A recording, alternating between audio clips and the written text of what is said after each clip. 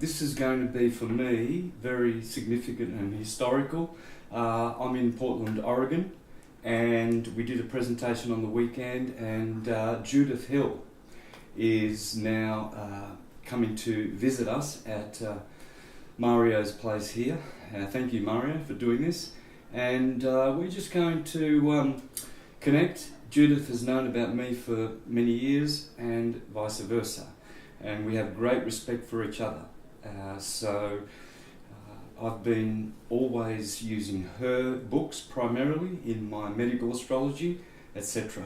And I've also developed graphics with her material and given credit to her. So for me, this is really big. That's why I wanted to be able to hook up with her, and she's been willing. So for me, this is really historical, and I'm sure it's going to mean a lot for a lot of other people. So let's say hello. This is the first time I have ever met her, so here we go. Hello. Hey Judy. Hey young sister. Hi, oh, Santos. good to see you. Good to see you. Big hug. Oh wow, welcome to Mario and Michelle's house. Welcome. Yep, and please come in. Yes. So great. Good to see you Yeah. too. And there's the man on the videos. Right, and there's you. I've just been saying to people that I've been using your books a lot Thank you. in medical astrology, because you know you've got some great works there, especially your little red book there. The little red book. And I'll show you in a minute some of the graphics that I developed Yes. from your information. Oh, And giving you credit for it, nice. etc. So yeah, let's. Well, it's a huge privilege and pleasure to meet you too. Yeah. I mean, it's like. Yeah. I know, likewise, sister, and I think this will be really good for syncretism. Yes. Because medical astrology, and I hope you can give us a lot of examples of this. Medical astrology is a surefire way of proving that astrology is a science, and we need to pay it some respect, because we could save people's lives. We do. I We know. do. We really do. Like maybe 4 times, and I've saved people's lives. It really, really works. Mm. And my goodness, the quotes from the doctors who use it. For sure. So- We're the ones who know, who Yes. have practiced it. Yes. It's like a language. Yes. You learn French and you go to France, and all of a sudden you can communicate with everyone. You get a lot of power and enjoyment. Yes. And the same with astrology. One simple example, just before we sit down, is the moon, right? I've seen many times where we go back to the day of, say, an operation or something like that, where it went wrong or Yeah. right or Yes. whatever happened. There will be the moon, right? There'll be So, the moon, yeah. kidney operation, Yeah. and it didn't go right. The moon will be squaring with Libra or in Libra, etc. Hippocrates said that if the medic was not an astrologer, he's not worthy of being called an astrologer, right? Right. We know this. Yeah. Yeah, but they left it out, didn't Or Culpeper, the physician without astrology is like a pudding without fat, because they like their fat in their pudding. they? Exactly. I'm going to bring over these. I'll be over here, and you can just sit over on that side, more camera friendly. Yeah. So. Oh, lovely. I'll have a tea. Can we close the doors closed? Yeah, it is cold. No. I've been out in the sun, so. Nice. Yeah, and you've been in Oregon a long time, haven't Since you? 1989. Mm-hmm. Yeah, I'm from San Francisco. Yeah. And the family's from New York. So I was the only one Yeah. born in San Francisco. And I came to Portland in 1989 and I've just been here ever since. Mm-hmm. Not that I like it that much. Really? I miss San Francisco. Well, But it's easier living, you know, and cheaper. this group really loves it. These You like guys Portland I'm or hanging what? out with, Yeah. they love. Absolutely. Got hair in my face. There's a lot of it that reminds me of some of the hippie, more conscious areas of Melbourne here. Yeah. I see a lot of Melbourne coming Hair out. that is bothering me. Here it is. Where is it? It's right in my face. So you're Piscean? Yes. Don't mind me talking about that? No, you don't. I don't mind that. Yeah. I got Pisces moon, so I'm looking back at you, reflecting. Yes, and you're an Aries. Yeah. A classic. Yeah. You look like you're right out of my book. Oh yeah. I work with William Schreiber's work too. Yeah. William Schreiber's up north here, just north near Seattle, and he has the book Dance of the Zodiac. Yeah. Right. So I've done a lot of presentations with that, and that's my second preferred way to prove that tropical astrology is marking the conditions of the ecliptic yearly and imbuing those conditions into individuals, into plants, etc. And the best way to do it is both medical astrology and the physiology. Physiology. Knowing what to look for. Yeah. Well, it's what fascinates me is every single day the Earth and Sun are lined up in a very precise light relationship that's been the same since the whole system was wound up billions of years ago. It hasn't changed. And so people are always surprised. They say, oh, the zodiac's moved, the zodiac's moved. Well, we aren't using that zodiac. No. We're not using the star-based zodiac. We're using seasons based on the equinoxes and the solstice. Tropical. Yes, and I saw your little, I went up last night and I saw your little video about the equinoxes and the solstices. And everything is based on that scaffold. Everything. Everything. So what people don't get is if you're a Taurus, you're born 30 to 60 days after the spring equinox. It's that simple. It doesn't matter that the stars have precessed backwards. Matters not. And the Jyotish are not using the star-based zodiac either. They're using sections of ecliptic that they begin at one of 8 different choice points depending on their system. Yes. So, but they're not using the stars. We use stars for very particular, we use it, like Polaris or Fomalhaut. We use the stars for very specific purposes. Yes. But the zodiac is, the science of light. It's primary. Yeah. It's amazing. Yeah. And it's so precise that one day I got on the bus you love the story, I got on the bus when I was new to Portland back in 1989, 30 years ago. And there was a bus driver. In those days, no one was on the buses because there was nobody here. And so I sat up front, and the bus drivers liked to talk. And he said, "What do you do?" And I'm an astrologer. "Oh, really? I am too. I study that." So he starts talking to me. I've never met this guy before. He'd never met me. And my chart is not published. And as I'm turning away to get off the bus, he whirls around and he says, "Your moon is at," and he names the exact degree of my moon. And I get off the bus kind of like, how did he know that? The exact degree of my moon. Because he was sensitized to that. Yeah. And that just blew my mind. But many things like that happen. Yeah. Yeah. It's a magical power. Once you know what the ecliptic is and how astrology works, then, like you're armed with a power, because you can see things that are not tangible. And that's how the mind expands, by seeing things that are not tangible, that, it's not from the material world. And astrology is teaching you that energy is conscious. It's God. Astrology is astrologos, the word of God. Yeah. And Jyotish, like you said before, the science of light. The Hindus, they call their science Jyotish, the science of light. Yes. God is light. Yeah. And we should bring up that, the word, I always say this, I don't mean to deprecate anything, because I study the Jyotish system, and I study the Western system, but the word Vedic astrology is a misnomer. Oh. There is no horoscopic astrology in the Vedas.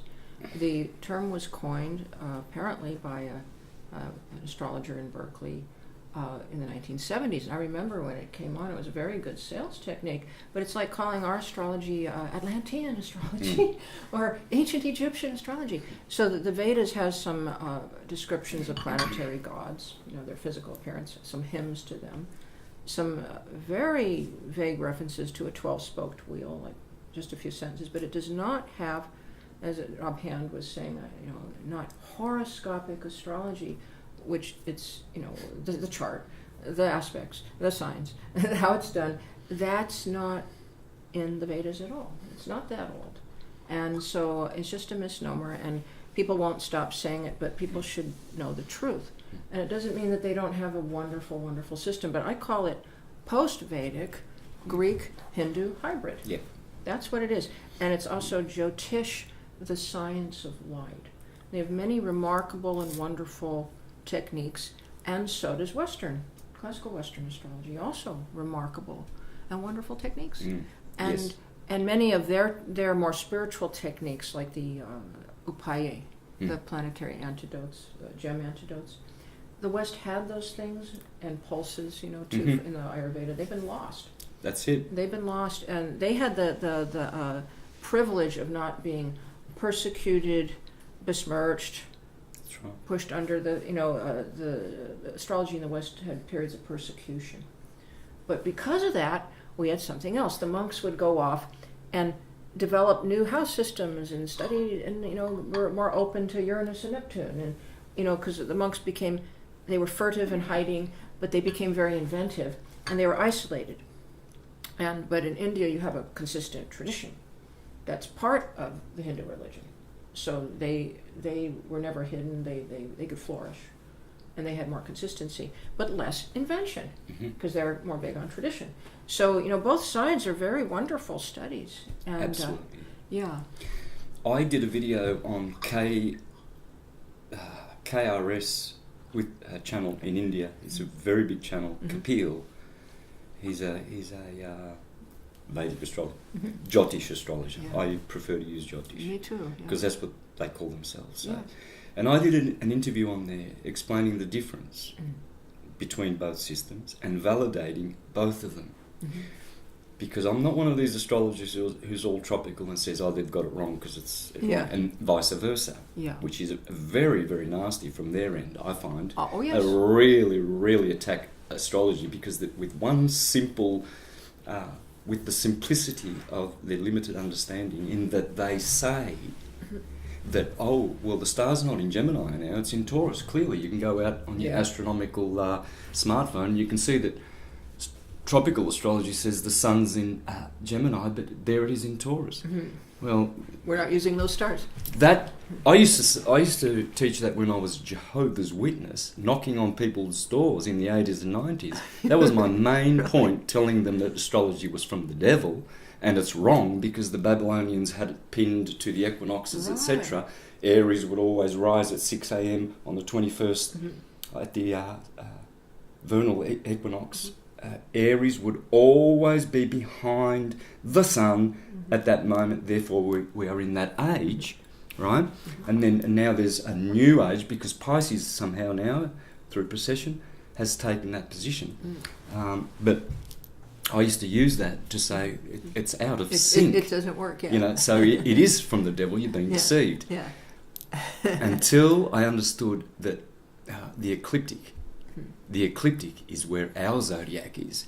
And Thomas H. Burgoyne, in The Light of Egypt, I always bring that book with me. Thomas H. Burgoyne's my favourite book of all time for syncretism and astrology. And he explains there that what people do not understand is that the zodiac of the tropical system is on the ecliptic.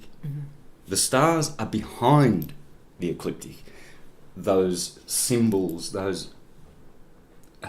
which correspond perfectly with the ecliptic zodiac, they do, but they're always going to be doing this. They're always going to be swaying away, precessing. In fact, Ptolemy said they don't go all the way around. They just wobble around Pisces and Aries and Taurus on that end. Some are much bigger than the sign. Yes. Some are much littler. Some are way above. Some are way below. So they aren't using the star zodiac either. No, they're not. And then there's they begin, there's like 8 different places you can begin the Jyotish, the zodiac, the sidereal zodiac. And they vary from province to province. So in the 1980s, the Brahmani system, the government said that's going to be the system.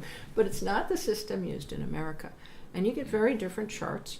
And that is actually a more serious flaw than they say, well, you have all these different house systems, but our planets are still in the same signs. But it depends on, I have my moon in a certain position, so I'll have 3 different charts depending on which Ayanamsha I use. Yep. Different rising, Yes. different time lords, everything. So But I find the tropical zodiac, the sun is everything. Everything. It imbues the light, the electricity, the magnetism of everything. It's, So you get these very precise days. Like I did a big study of vocations, not just vocations, but you take two together. Like you pick, it'll work. You'll get statistical significance every time if you pick a general field and then a specialty, like jazz saxophonists. You're going to get statistical significance. So I found this would be true every time. So I did the who's who in jazz. We had every single famous jazz person up to that day ever listed. 60% of the great band leaders were Leo. 60% of the bass players, the great bass players, were Virgo. And it's the only position Virgo had any statistical significance in jazz, because they don't usually do that. But they're the support instrument. And then so then I took football and baseball.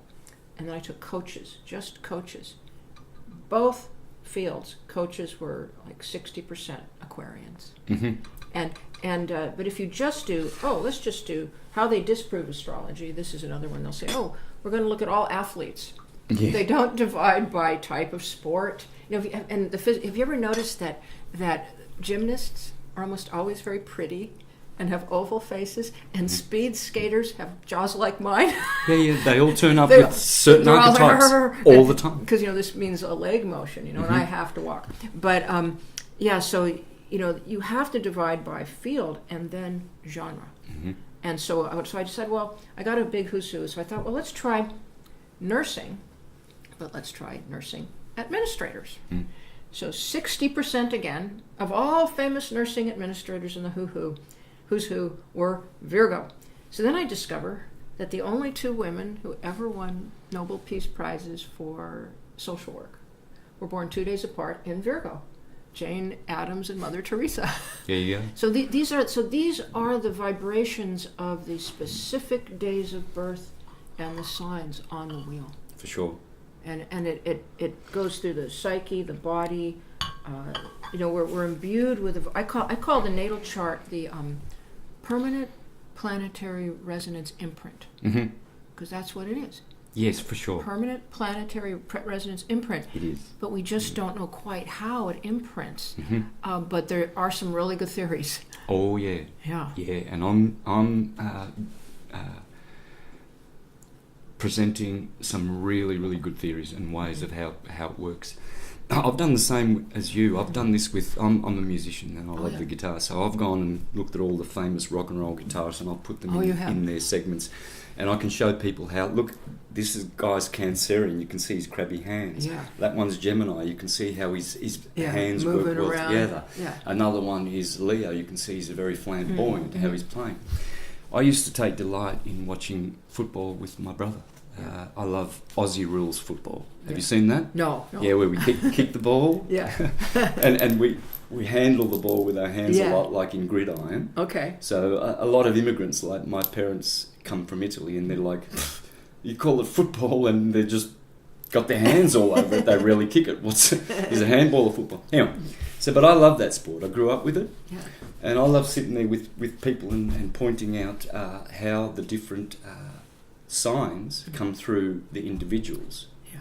While you watch them run, or... Yeah, so I'd say, that guy's, the way he just come out of that scrum there, or out of that, that's Libran. You can tell how he's standing and how he's assessing the situation in the game. He's thinking, he's Libran, right, and he's balanced. Yeah. And so my brother would get there and he'd go, all right, so he'd look up, he goes, yes. Did you know he was Libran? No, I can see he's Libran. Well, he's Libran. I said, yeah, I told you he's Libran, because that's how Librans work. See the defending guy? That guy's Taurian. He's the best defender in the AFL league. Yeah. He's a Taurian. He's got these long arms, and no one gets past him because he's the bull. He defends his area. You'll see the Aryan in the front kicking goals. Yeah. The best goal kickers. And the best footballers turn out the greatest football in Australia. Lee Matthews, I remember 10 years ago, there was like 100 years of Aussie rules football, and they wanted to see what Australians thought, who was their greatest, pretty much like you have man of war and secretariat and war admiral, all from the same line, which, by the way, the reason why man of war was such a great horse was because he had Venus and Mars conjunct, but on the same declination.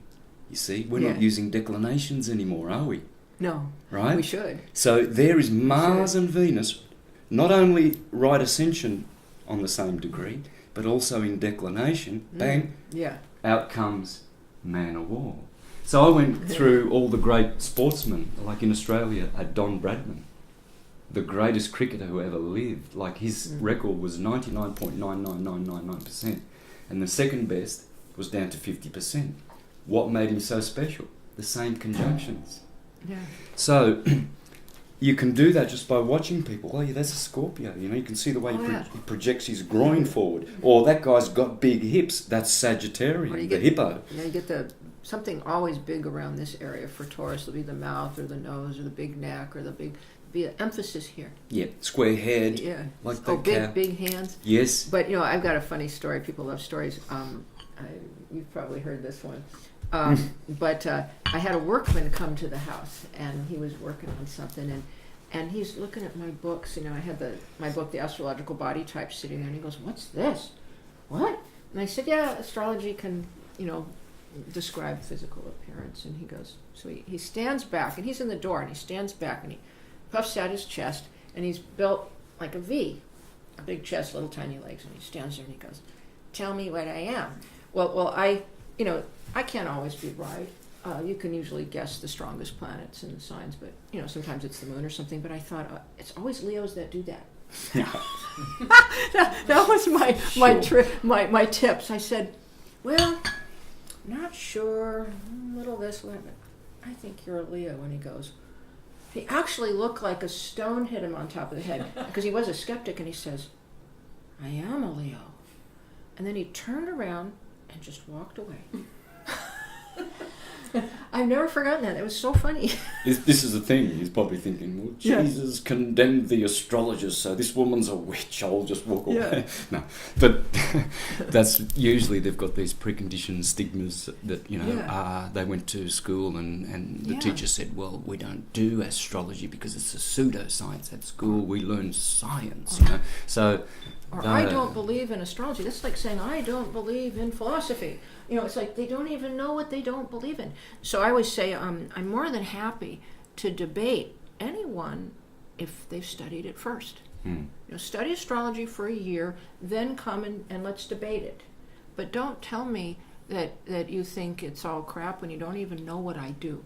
They don't know what I do. In fact, I usually don't tell people what I do at parties. I don't. No, because they immediately think you're a nutcase or a charlatan or a fraud, and they have no idea what you do. And if you go down to the library in Portland, and there's a vocational, they have these tanks of vocational brochures. I mean, like just all kinds of drawers, and you take out these two big books, and vocations in America. You look up astrologer.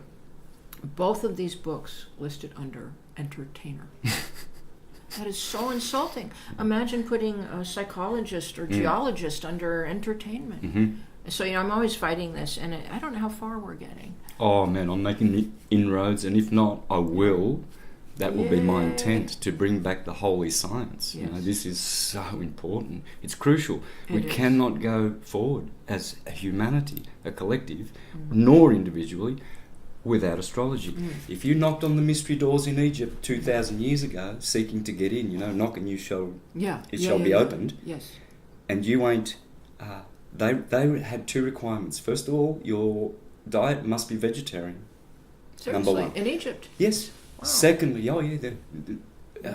Gerald Massey, Godfrey Higgins, all these guys, real historians of 200 years ago, they penetrated the true history and found that no culture was flesh-eating because they had a golden age mentality where there was no harm. But that's not the point. The other point was that the second thing was that you must be an astrologer and you must know how to do progressions and transits. And then you can come into the mystery. You don't go to learn about astrology there. You learn that first, because that's the law of God. Mm-hmm. When it says, "Oh, you have drifted my people from my way, my law," that's astrology. Why would God be saying to Job in Job 38:32, "Can you tell forth the Mazzaroth"? What's the Mazzaroth? The zodiac. So he's saying, do you know where the Pleiades is at any given time? Yeah. So that you know when Halloween's coming. Do you know when to put, when Orion, Ursa Major? Oh, yeah. All of those are mentioned in Job, because he's saying, this is my word. Yeah. Then a Christian will say, oh yeah, but hang on a minute, but the Bible condemns astrologers. Yes, it does, but it doesn't condemn astrology. That's Just right. as Jesus condemned the lawyers, he said, woe unto you lawyers. But was he condemning the law? No, because he came to fulfill the law. Yes. But he was condemning the lawyers. God also condemns the judges. Woe to you judges, because you don't look after the widows and the orphans. You're stealing from them. Woe to you prophets of mine, because you're not telling them my word, astrology. You're deceiving them. You get your little fee and you tell them, oh, you'll be rich and famous and you'll find love, and then run away. Oh, let's talk about this, because there's a wonderful, I tried to memorize the whole thing, but there's a wonderful article by Moby Dick Jacobs, who I think is now deceased, called Astrology's Pew in Church. It's a very famous article, and he goes into a whole history in the church, and there's only one statement in the Bible that has any negative thing about astrology, and it's not about astrology. It's saying you who worship the stars as gods cannot be tolerated. It doesn't say don't do it. And there's not a single statement in the Bible that decries astrology. And then if you look at even the Christian story, the first three people that were able to bring gifts to baby Jesus they weren't kings. They were astrologers. And then, he even predicts his return under the sign of man in the heavens. And he dies on an eclipse. It's constant. And I read somewhere, it might have been in that article, there's books among the Jewish rabbis and judges that are not the Talmud and the Torah. They're not in the main Bible. There's the Mishnah and other books. And in one of them it says that it was always he, who learned to read horoscopes and refused to do so was to be excommunicated, which meant he would die. He'd be thrown out in the desert. And my mother's family are very Jewish, and there's a wonderful material on this. The ancient Jews used astrology through the Roman era for everything. It is not a bad thing in the Jewish religion. And so 15 popes, there's a list of them in this article by Moby Dick Jacobs, again, Astrology's Pew in Church.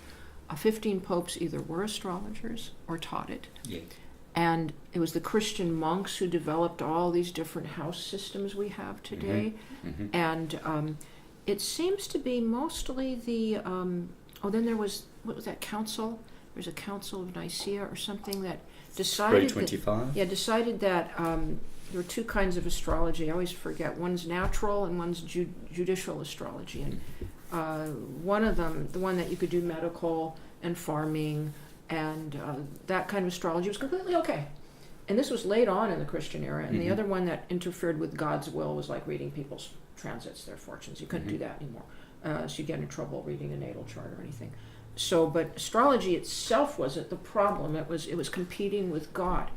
So today we have what seems to be this, the born-again Christian movement. And I sometimes listen to their lectures, and they'll be going on and lopping astrology in, literally, with necromancers and Satanists.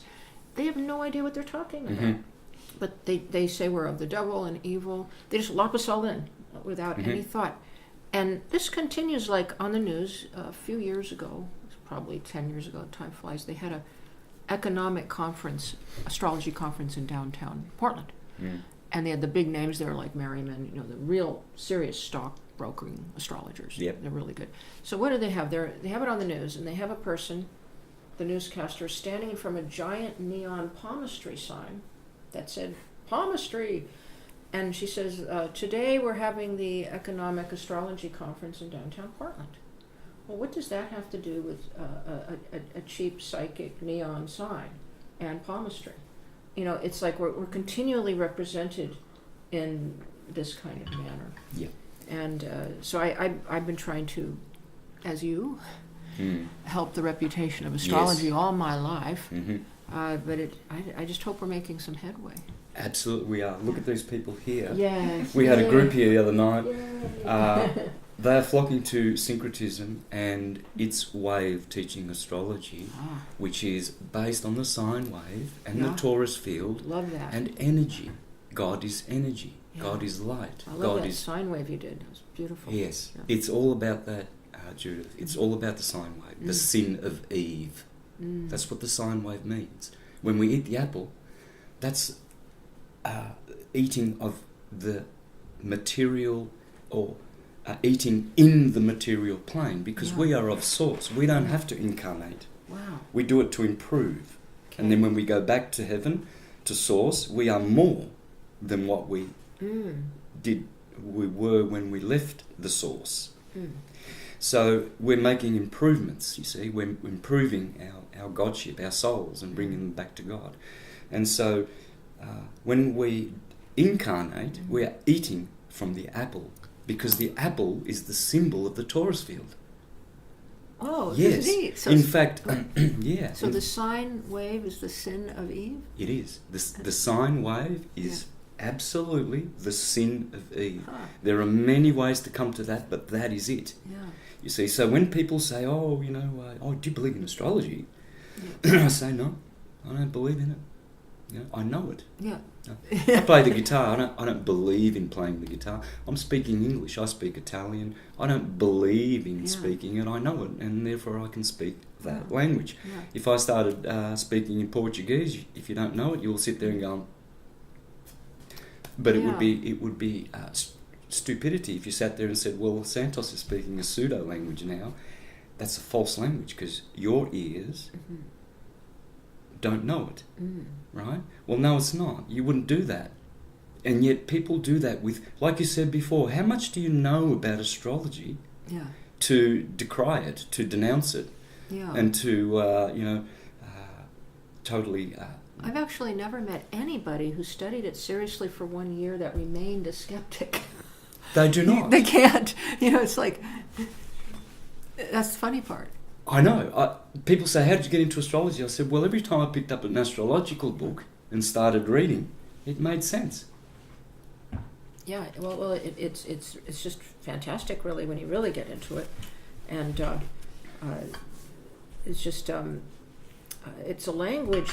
This idea of it being a language, and this is what I find it's hard for the students. Is first there is the A plus B, you know, like they're learning to write, like Mars in Aries means but it's a language that also is, you know, tonal. It goes in. You learn it in the heart. You learn it in different ways how to synthesize it. So I always say, you know, the best astrologers are good mechanics and good musicians, and you know, or they've studied law, or good lawyers and good musicians. So they get the. I like my students to do something with their hands, like be a good gardener, or do something. They have a physical skill. They're very grounded, and they learn structure, and they're learning with their whole body. And then it's really nice if they study poetry or music or something where you have the full tones. It's not all mental. Yes. Because when you're reading a chart, you use both. Yes.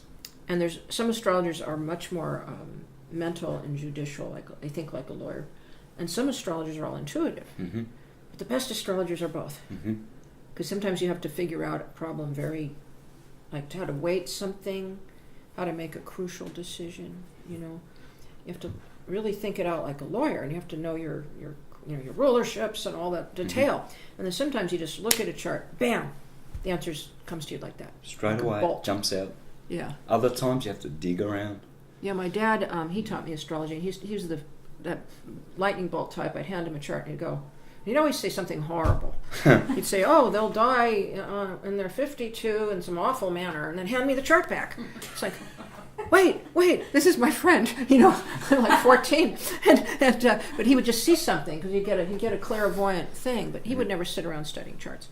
And but he was a very, very fine astrologer, but never got into reading a lot for people. And, Well, I do a lot of work with George Carey's work, and he was an astrologer and alchemist, and he discovered that the 12 tissue salts that Schussler discovered, the German physician in the late 1800s, he was studying the cremated remains of humans and animals, and then studied the remains because he wanted to know what are we made of. Well, it turns out 12 tissue salts. So George Carey, being an astrologer, and whom I based a lot of my work on it, and I'm sharing this with you because if you're not aware of this part of my work, this has been so rewarding for me to go into this field, because I've seen directly how the tissue salts astrologically have affected me and many, countless thousands of people who have watched those videos and gone out and got the 12 salts. Wow. And I'll show you where I put your work from your book into my graphics, and how you have helped me and syncretism and many, many people. So let me ask you, have you found that the 12 tissues, me and Matthew Wood, the great herbalist, have been debating this, because do you find that the 12 tissue salts are rightly assigned to the 12 signs? Absolutely, but remember that they might be assigned primarily to one sign. Like I see iron phosphate assigned to your sign. Right. I mean, right? why? But hang on, you'd think, well, hang on, what about Aries being all of iron? Why does it get potassium phosphate? Right. Well, George Carey, he and Inez Perez, his female co-author, and probably the brains behind all of the astrological part of it, they got it right. They got it right. In all my ways of approaching, because I've had thousands of people in the last decade coming back to me with alternative. Remember, whatever you assign a planet to, like Mars is the ruler of onions, but so is Venus for moisture. Mars is for heat. Okay, hot and dry. So Mars gives that heat to the onion, but it's nice and moist, isn't it? Well, then a co-ruler, Venus, steps in to provide the humour, which Mars, because there are only 4 humours, cold and hot, 2 positive, moist and dry, 2 negatives. So the same is with the salts. So starting from Aries, going all the way through to Pisces, your sign, you've got potassium phosphate, Aries, Taurus, sodium sulfate, Gemini, potassium chloride, Cancer, calcium fluoride. Calcium fluoride, good for the teeth. Sodium fluoride, bad for the teeth. It's the wrong combination. Leo, magnesium phosphate. Heart? Yeah, the heart, magnesium, to settle the heart and keep magnetism in the blood. Yeah. You see, he's got it right. Virgo, potassium sulfate. And I can tell you why the potassium with the sulfate works for Virgo, because it's the digestive system. The sulfur. Okay? And potassium. Libra, sodium chloride. Sodium phosphate. Now here's something interesting. I'll stop there and then I'll do the rest. Yeah. Went to a naturopath, family naturopath, about 2 years ago. My mother took me. She said, let's go to Don.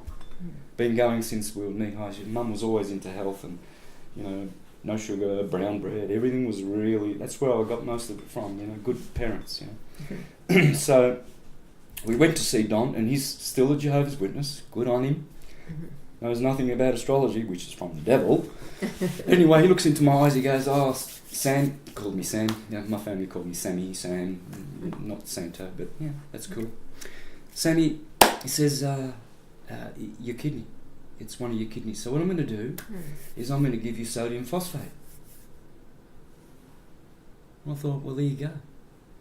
I know, studying George Carey and being an astrologer, that sodium phosphate is for Libra, for the kidneys.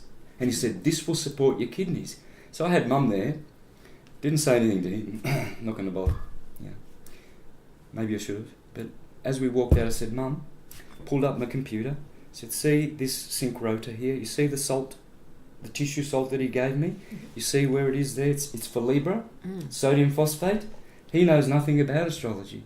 But see, this is how astrology knows everything. And we are yet to know these things. Here's another one.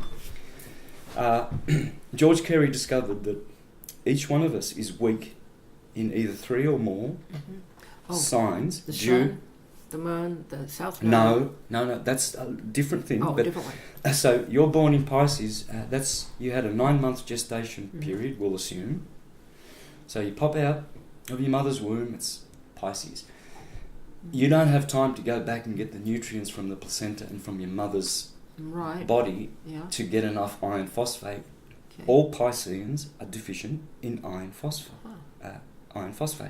And George Carey administered that salt and the next 2. So yours, next one would be potassium phosphate for Aries, and then sodium sulfate for Taurus, and that's your cornerstone. All Pisceans, he would just administer those 3 to the Pisceans.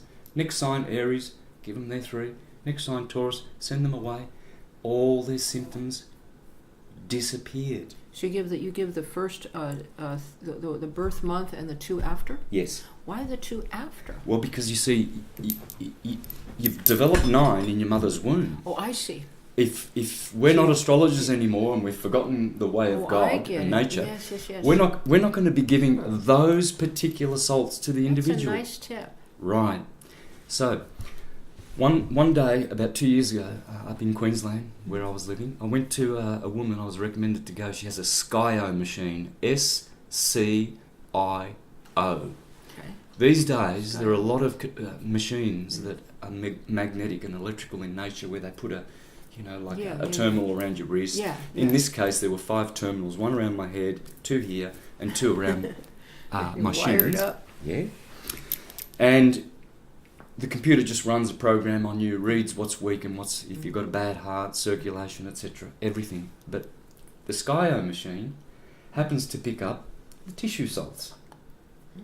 And guess what she found? Now, I'm Aries, so I always take iron phosphate for Aries, sodium sulfate for Taurus, potassium chloride for Gemini. And then I've got a few other weaknesses in Virgo, so I'll take that salt.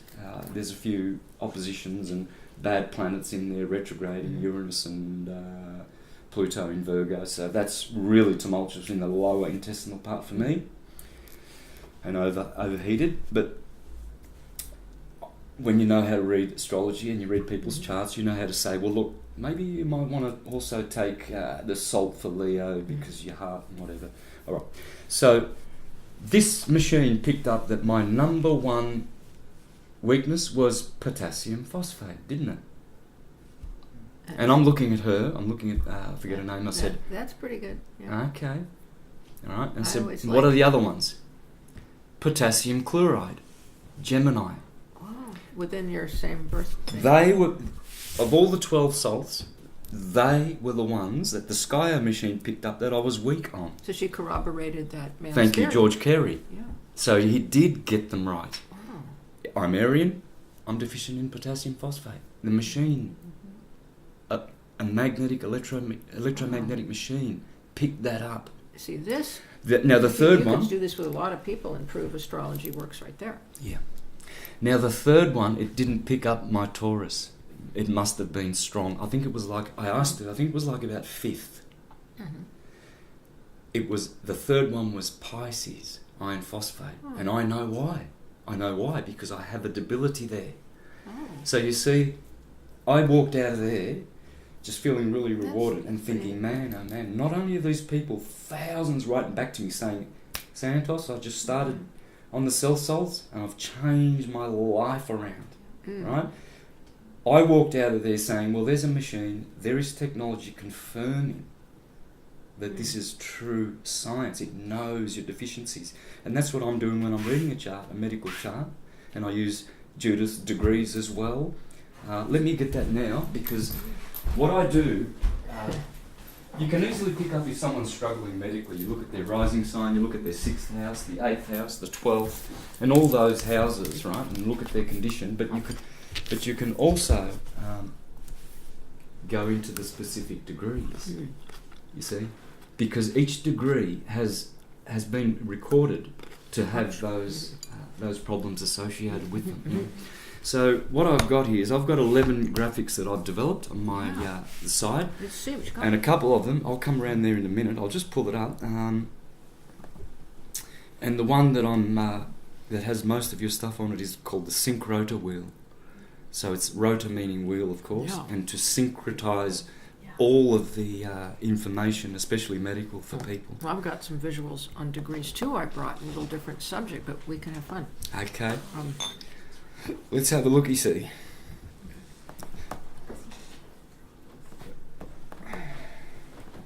So maybe I'll sort of point this to the camera as well. So that one there, there's the graphic, right? This is just look at that. This is the chart of dignities. Yes. Domiciles, Yeah, exaltation. look at This is basically just a circular Ptolemaic chart of dignities. Yeah. And these are from Judith's book, all of these medical degrees. So I always start... And I have to say, what I did was collect what other people had found about these medical degrees from several authors, and then added some of my own. But what's missing is the study. There's another German, I think it was the Ebertines. They were able to correlate every degree to parts of the body very distinctly, but they left out a lot. There are big gaps here, you see. Yeah. Look at these gaps. For instance, you notice the mutable signs are always packed with illnesses. There's Pisces, Gemini, Wait, this is the illness. Virgo. Why? Because they are cadent.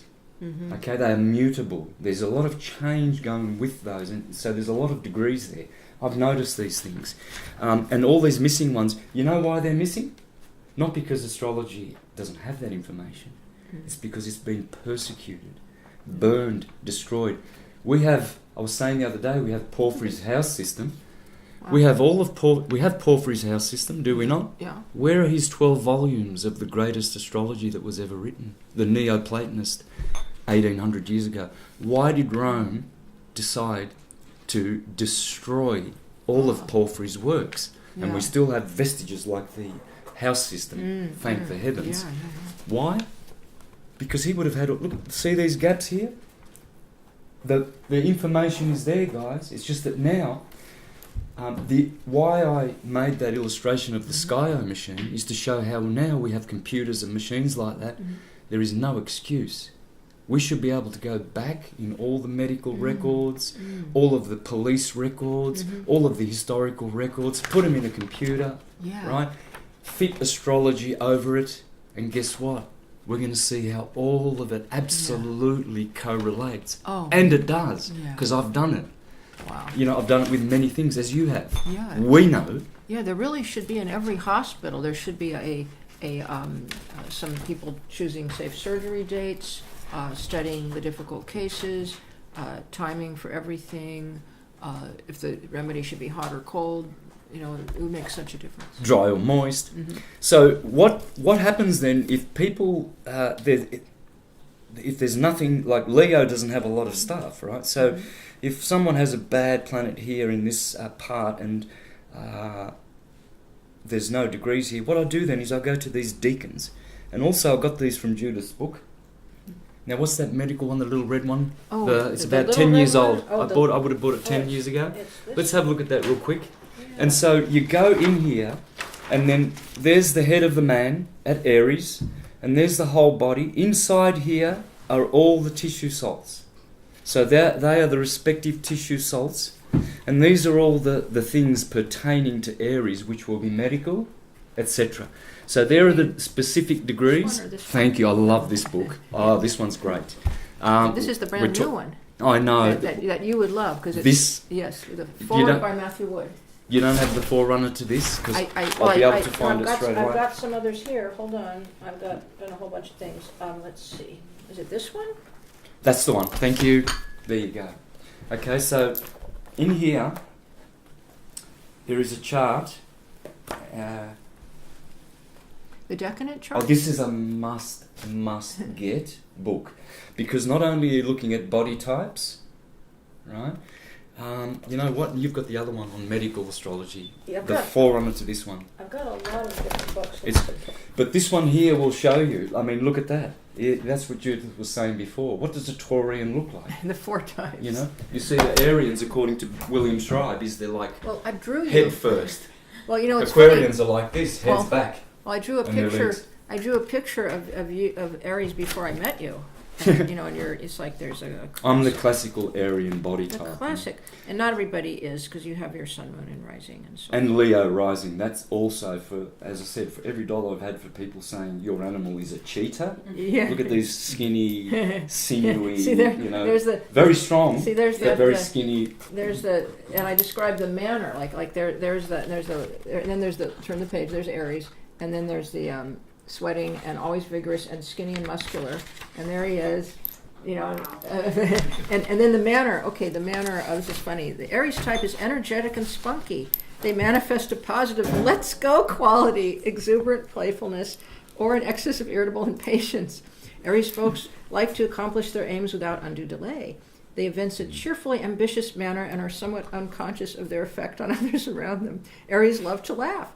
Playful, fun-loving, and vital. They're always game for new experience and project. Aries like to carry out their goals and satisfy their urges now. Energy arises spontaneously in the muscles of this type. You notice how Santos is always moving? Mm-hmm. And he's muscular and lean.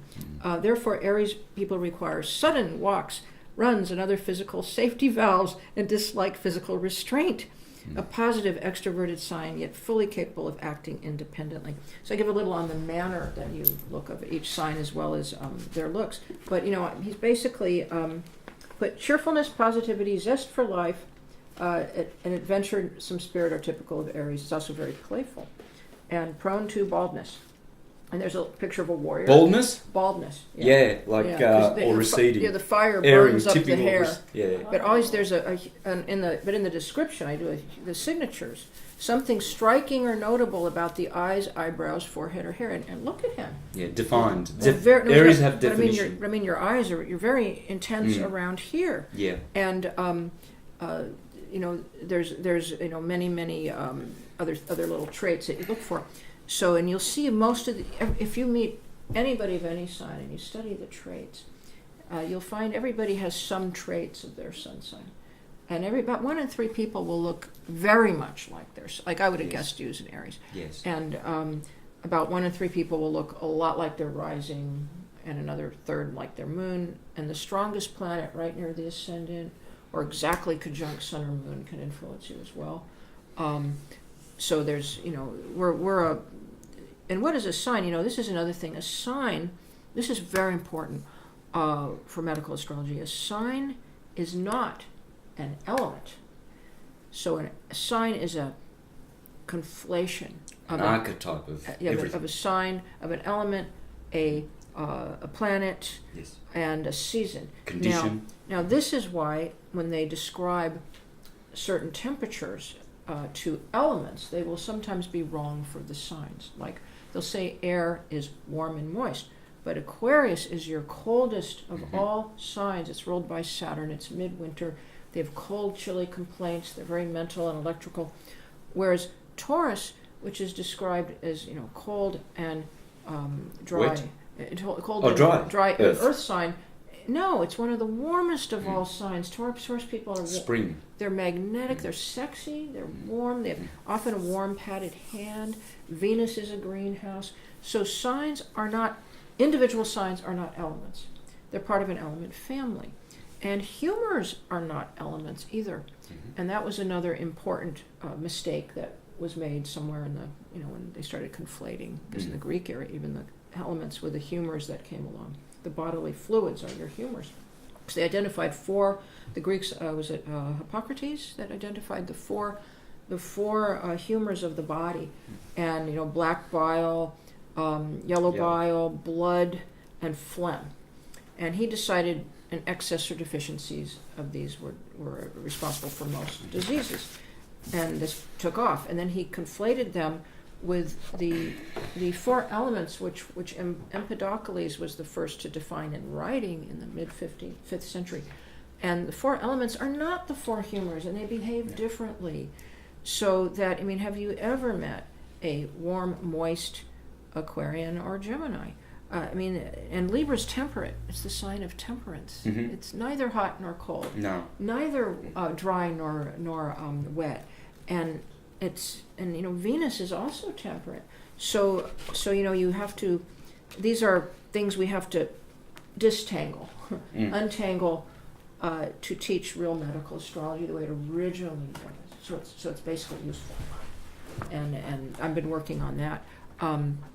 That new book, Santos, goes into the energetics behind, yes. Yeah, And field notes, herbal notes, surgical notes, and goes into the energetics behind how the transits work on your health, like and over every single planet described.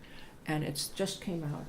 I consider that my legacy. I heard that the person who gave me your that told me that you were here, like on Saturday, that you lived here. Stephen. She told me about this. She so I was she? very excited. Oh yeah. Hey, you know where in the first one of this, the red one, right, that I have at home, you've got a chart with all the deacons and all of their respective. Oh, it's the earliest copy of this book. Does it have a woman's face on it? Yes. Yes, that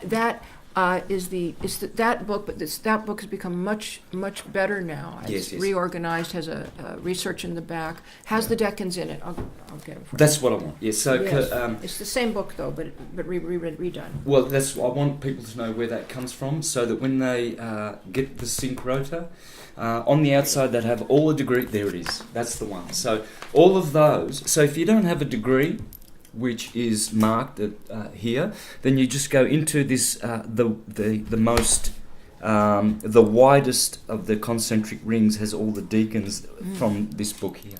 You see, so I mean this is pretty good. The information we have here. Yeah. I'd love to fill out all these degrees, but we may not have them. But the point is, at least that's a start. This is a simple graphic, you know. But thanks to you. You've complemented the information in there, because all of these are just the terms I've got. Let me get you that other chart that you should be able to get hold of. Of all the degrees? That you can get. It's in that book. That's where we got it from. It's in here. Well, no, there's another set that I couldn't. That was published by the NCGR, but you can get it in Jane Ritter Patrick's medical astrology book. She has the degrees associated with each body part.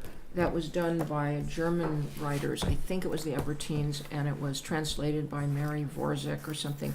I have all the information how to get it here, but I couldn't get an okay to print it. But what they did is they went down the body, and they'll have like 21 Scorpio rules, the nasal septum, and 28 Libra is the bladder, and they've left out a lot. They've left off the clitoris. Oh boy, important. And they left off each vertebrae and different lobes of the brain. So they've left off a whole lot, but it's still, I've been using it, and it tends to be pretty accurate. Like when people, they'll have people with bladder problems, almost always have planets between 28 Libra and 4 Scorpio, I've found. Urinary system, Libra. The urinary system, the early and late urinary system, or the nose problems, or certain things. Oh, problems with the aorta, almost always something near 0 fixed. Leo. 0 Leo is real typical, Yeah. or 0 Aquarius. Like I've been looking at sudden aortic aneurysms. Yes. Be like one client had you'll love this. He had Mars exactly at 0 Leo, and right when Mars came exactly on it, and that eclipse, like it was in 1 year, like boom, boom, right on the eclipse, he has a massive aortic aneurysm. Yes. And I've been watching this in several cases now, and it's going to be planets at 0.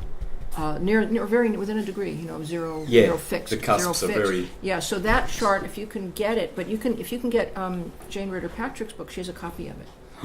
Would you be able to help me with that? Because I want to really make a really. Yeah. You just have to buy that book by Jane Ritter Patrick. It's a little book called Medical Astrology, little thin book. It's very good. Only problem is it's got the tiniest little type. I need to write that down. Yeah, and she's an English writer. Yeah. And she has that chart in there. Right. Yeah. And also she talks about decumature. I don't use decumatures because I find they don't work that well. Okay. I find the transits work. Yes. And they use decumbiture meant the lying down, the taking to the bed.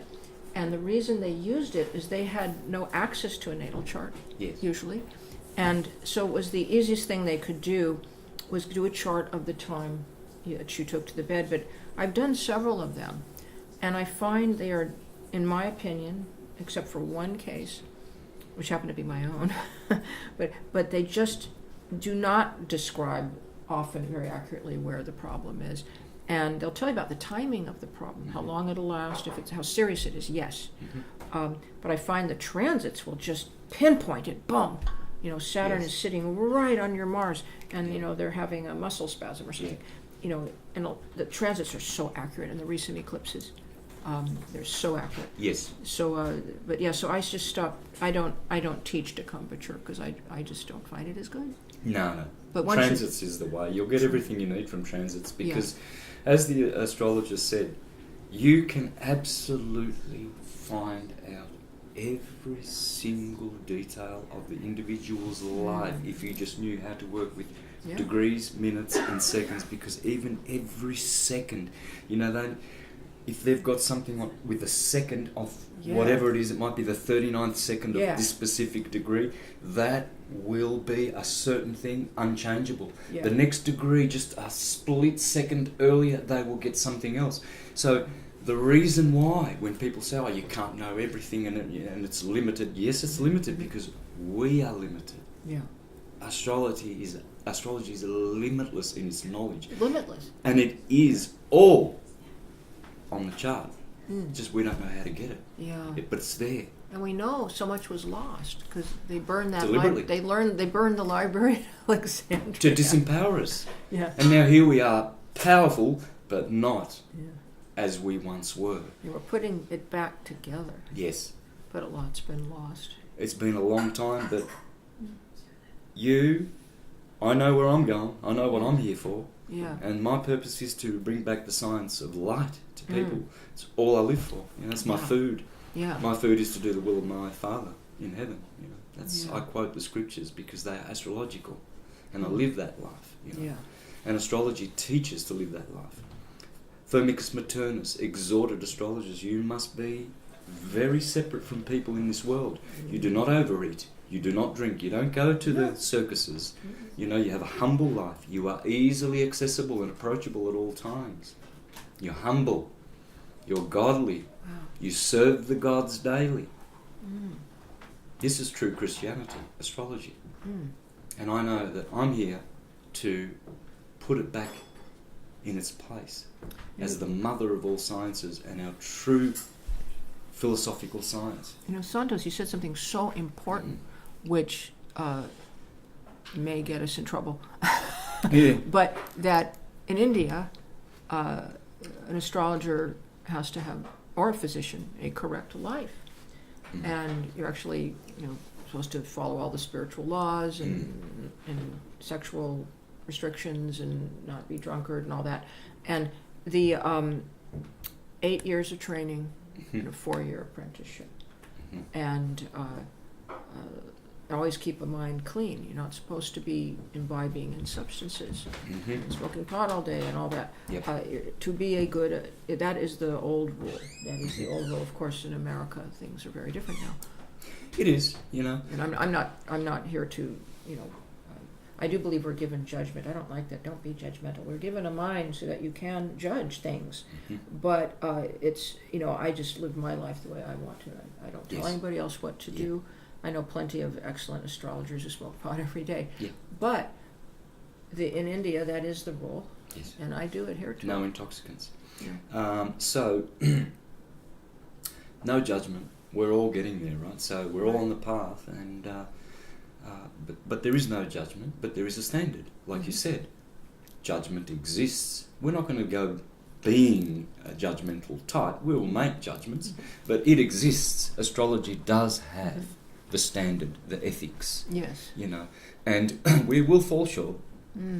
We will fall short. We all do. Yeah. Yes, and that's fine. That's cool, but because it's in it's in that we correct our paths. We learn who we are not. You know.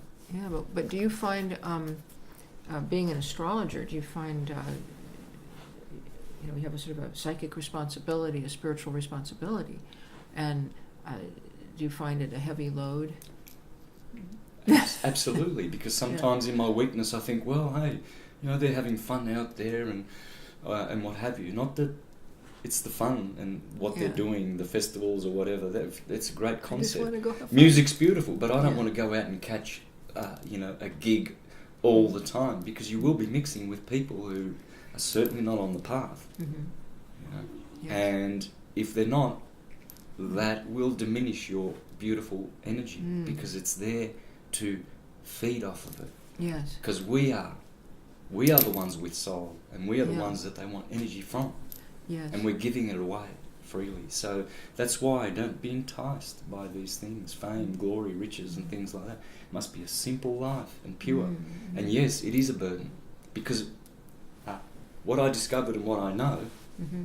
I cannot possibly keep to myself. Like Jeremiah said, I tried to stop talking about the Lord, but and to run away from my obligations to help my brothers. He said, but it was like a burning in my heart, and I can't but talk about the Lord, which is astrology. Yeah. When I use the word God and the Lord and all of these, quoting the scriptures, it's all astrological. I'm not deluded. I don't think he's a bearded guy on a cloud, in the heavens, a la Monty Python's Holy Grail, where he just says, it's talking to us out of the clouds. God is astrology, it's light, it's science, it's consciousness. And that's what we are. Yeah. And I know if a person is not properly prepared or mentally stable and they become an astrologer, it can be very hard on them mentally, because it takes a lot of mental focus and takes a lot out of you, and then you have to learn how to convalesce afterwards or pull energy back to yourself. And so it is a little bit of a different life. So I always want my students to contemplate that if they want to become a full-time astrologer. It takes a lot out of you, and you do have to have time alone. It isn't a normal life. It's kind of like becoming a priest, if you like it or not. Or a shaman. It's a spiritual responsibility. It's the highest path. Mm-hmm. It's the highest path. The astrological path is the highest and most noble of our... Yes, there's no path. About that. No path that you can go on. You've got people who say, go out and be a hermit, and stay away from the world. That's unbalanced. That's why the dark forces work so hard to make astrology look foolish or like entertainment or like it's black magic. And because all my life, in normal people, I can't tell people what I do, because they'll sometimes laugh out loud or start saying things, and it should be as you said, I never thought of that, the highest of the sciences. Yes. But it's made the lowest. Yes. Yes.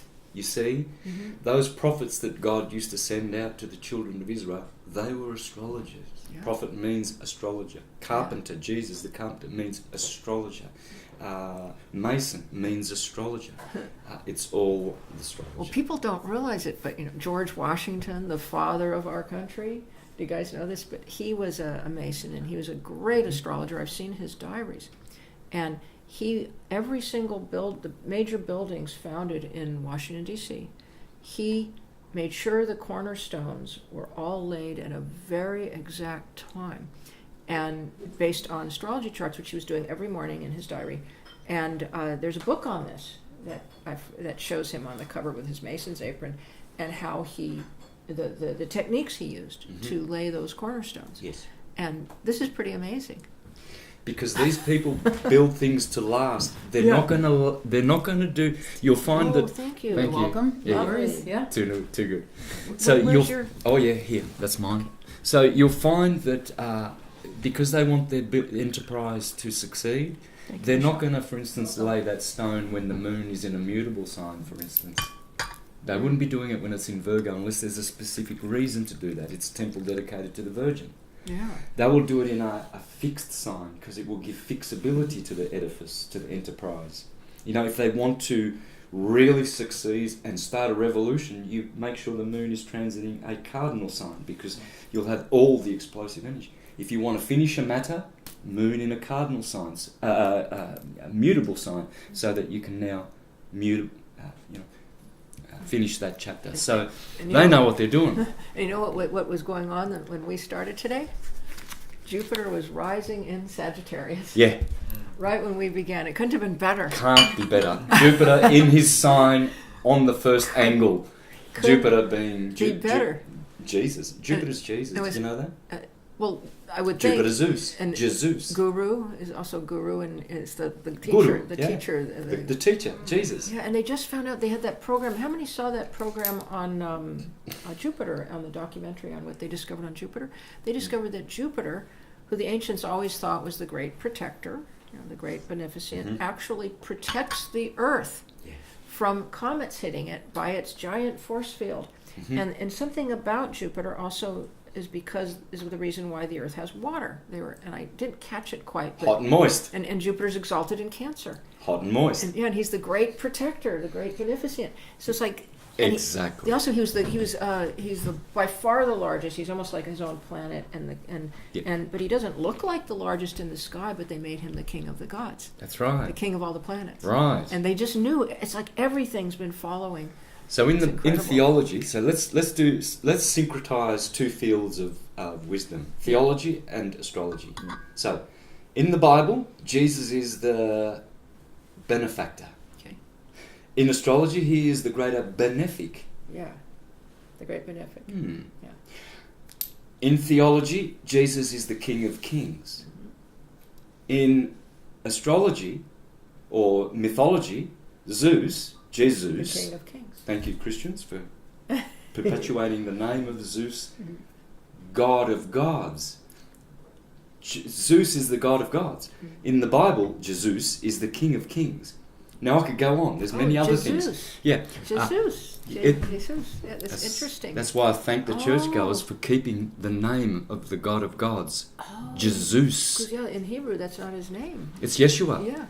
Why don't they say Yeshua? Because they read the Christian Greek scriptures. It's Greek. Christianity is Greek. Of course. It's Hellenic. Yeah. It's syncretic.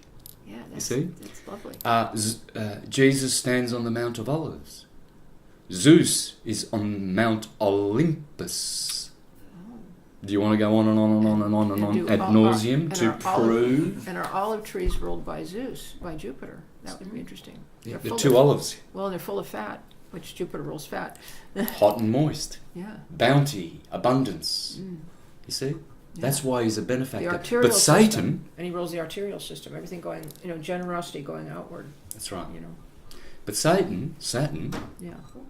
He's the window. He is the greater malefic. Yes. Satan is the malefic. Satan is malignant. And both begin with Sat. All the mal. Yeah. Right. And he's the ruler of acidity as well. So now you begin to see that... and he blocks the light of the sun. He's cold and dry. Lead. He rules lead. Yes. So he blocks the light of the sun, and he stands opposite to the sun in rulership. Lead and gold. And if you can experience this, if the few days or weeks that Saturn exactly transits your natal sun, your career will be consolidated, your life work, but you'll feel very, very depressed, as if someone took the light of the sun away from you, because he's a lead shield. He leaves you on your own. It's like God disappears. So you're left on your own suddenly. And then he goes away and the light comes back. But there's the anti-light. Yes. The blackness versus light. Exactly. Well, what are Saturn's two humours? Cold and dry. Now, how are you going to grow a garden with cold weather and no moisture? It's not going to happen. So you see how he is the ruler of death and restriction, because he's not going to let you grow. Well, Jupiter comes along, he's the opposite, hot and moist. That's summer. Yeah. You see Jupiter is exalting in Cancer, way up at summer, the Tropic of Cancer, giving us moisture in Cancer and heat. The dog days come thereafter. But then Saturn exalts in Libra, where we are now. Saturn is Satan, cold and dry. And you see the autumn here, it's getting cold, and there's not much rain, it's drying up, right? That's the autumn. There's also that's good. There's also the Satan or Saturn is the law of karma, and he's at his best in the sign of the scales. That's right. Yeah. Judging. Or Setting matters straight. right. In the Lord's Prayer, where you ask... Retribution. In the Lord's Prayer, where you ask, forgive us our sins as we forgive others, that's Libra. So starting Yes. at Aries, Yes. Our Father who art in heaven, hallowed be thy name. What's the name of Aries? I am. What did Moses say in the burning bush? What is your name? So I can go to Pharaoh and tell him. I am. I am. Hallowed be thy name. Thy kingdom come. Taurus is the kingdom of God. Earth, solid. The rock. Thy will be done. The throat chakra, Gemini, Mercury, the deliverer of God's message. Thy will be done. On earth as it is in heaven. Cancer, rulership moon, is the earth. The Son is our Father who art in heaven. The Saviour, Jesus Christ, is the Son who art in heaven. Give us our daily bread. Virgo, the bread basket. We just went through Virgo and we see all the golden grain and all the bread is being put into the silos for the cold winter. Right? Give us our daily bread. Then the kidneys. Forgive us our sins as we forgive others. Yeah, ooh, I've got a lot of sin on this side, and I better do some forgiving and balance back. Lead us not into temptation. Scorpio, the generative system, sex, creativity. Yeah. Don't lead us into temptation. Sagittarius, deliver us from the wicked one. Right? Capricorn, for thine is the kingdom. Aquarius, and the glory. Pisces, and the peace forever. Amen. Excuse me. Everything is astrological. Every speech, every gospel, everything you and I say or think or feel, it's all astrological. Every thought wave, emotion wave, etc. starts at Aries, ends at Pisces, no matter what kind of a wave it is. And that's how it really works. Walter Russell said, if you want to understand the secrets of the universe... No, he didn't say that. He said in the preface of his book, the secret of the universe is in the wave. So I ran with that when I first read that about a decade ago. And those are the things I run with. We have such synchronicity because True. I've been just knowing that the wave, circles are cycles and circles are waves. They're all made out of vibration.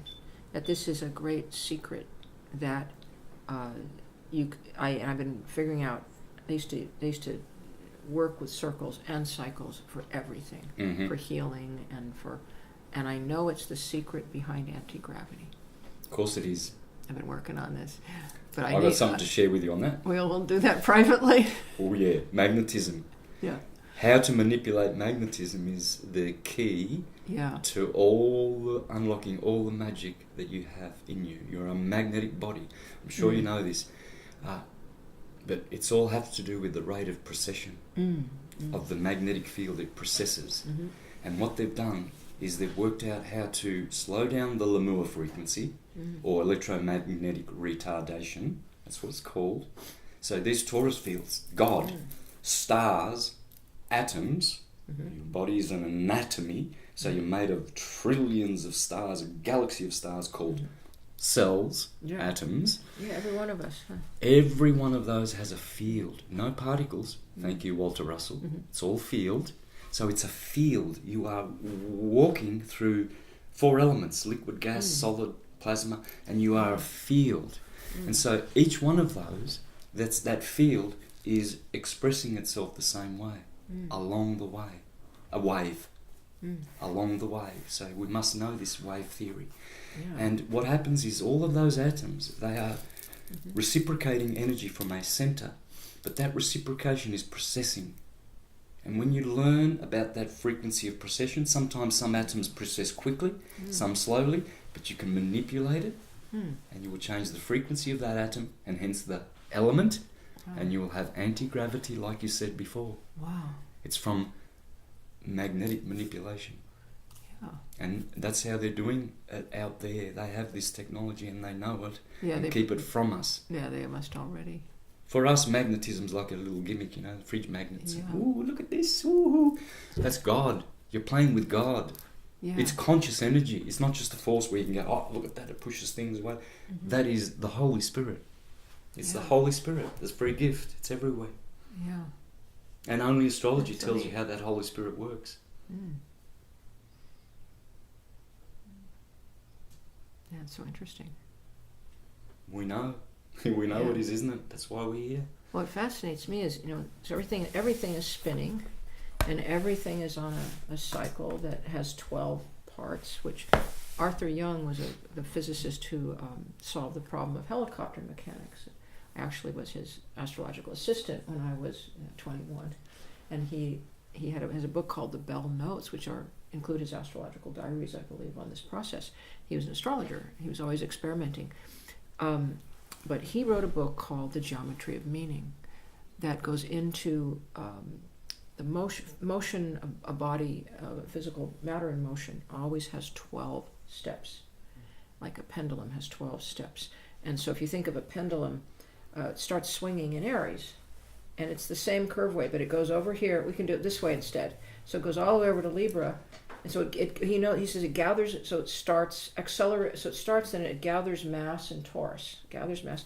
Forgot what Gemini was, but in Cancer, which Cancer always works through feeling, it accelerates, and he says acceleration. Wave you amplitude. feel. Mm-hmm. And so I forgot the others, but it gets to Libra where it pauses Mm-hmm. and looks back, and the scales. And then it goes around. So anyway, so he couldn't figure out what Capricorn would be. And he realized Capricorn was the person holding the pendulum, the controller. Mm-hmm. Very interesting, the laws. So that book is one of the most amazing books on how astrology works. The astrology, put out by Robert Briggs and Associates, great publisher, another friend of mine. He just died, and one of my books, my new book, I dedicated to him. But he was the publisher for The Geometry of Meaning by Arthur M. Young, which I'd read if you're interested in any of Santos's work, because it has a lot to do with Same stuff. this, but it explains it through physics, and it's like oh my God, it's for quite the intellectual. But I'm realizing that everything in us, we have several cycles that have been imprinted, like this. Things are spinning around on cycles constantly, and everything is on a curve wave, or like that chart you made that goes like that. Yes. And then you could divide that into 360 little days. That's on a right. curve wave. Well, every one of us has, each planetary cycle is like permanently, that little light pulse and vibration of that curve wave is somehow embedded in us. And so we have all this. We got like this swirling constant motion, but stuck in a sense, permanently imprinted at these little points on the dial. And then the transits come along and activate them. It's just fascinating. Yeah, it's fascinating. But we have it all in us. We have it all in us. And I realize that the very, for spiritual advancement, it's good to have all the signs in you. Yeah. To if you figure out your weakness and do it. Yes. Yeah. Well, this is what I do with charts as well. If their Mars is sort of debilitated in Libra and retrograding, well, I'll say to them, well, look, the resonance of Mars, that archetype in you, will be debilitated in pretty much every field, mentally, emotionally, spiritually, physically. So how do you lift Mars out of that well and set him in a kind of a direct motion and fix those problems that are coming from that weakness in your magnetic constitution? Right, like you're missing it. One of the remedies that they give in the East is chanting, crystals. So you can wear your crystals. This one here will be correcting certain things that I need. Is that a green one? Yes, it is. That's for the Mercury. Yep. Speaking. Another way is chanting. So I use the Sanskrit chants because they're very powerful. So if they've got a weak Mars, Om Mangalaya Namahe. Sun, Om Suryaya Namahe. Now, to the extent that you put will and intent and belief in that singing, which is sound, will actually auto-correct all of your Mars energy right down to the codons and to the DNA. The more you have understanding how that singing voice is healing, the more you'll be able to correct all the weaknesses of your chart. And Do you give clients chants, individual chants? Sometimes? Individual chants. Yeah. Yes. My apprentice does that too. I find that fascinating. Works. I haven't done that yet. Yeah, because it corrects. What happens is your voice is heard by every cell in your body. And that specific word, mangalaya, that is tuned to an action frequency. And your cells will hear that, and they will all harmoniously become coherent in that energy, because they're incoherent. See, all the atoms jump around the North Pole and the South Pole. One atom's like this, the next one's over here. They're all incoherent, It's like that- white light. It's that pole that's attuning, I think, to the cycle that's imprinting in you, that wobble. Yeah, so when you're chanting, you're getting white light, which is incoherent, and you're making like a laser blue. You're honing in on the blue, which is the Mars frequency, and that's what laser light is. It's coherent light. In other words, all of those atoms in that light beam, they are all oriented the same way. There's no incoherency. They're not. It's like a fasci. So what we're doing is, Mars is weak. Or let's say Saturn, because that's my favourite one. Oh. So I'll sit there often, Get ready, everybody. in nature, or when I'm walking. Mari's heard me do these chants when we go. We used to go walking up there in the redwoods at Jamie's place every day in the morning. So Om Shanicharaya Namahe, Om Shanicharaya Namahe.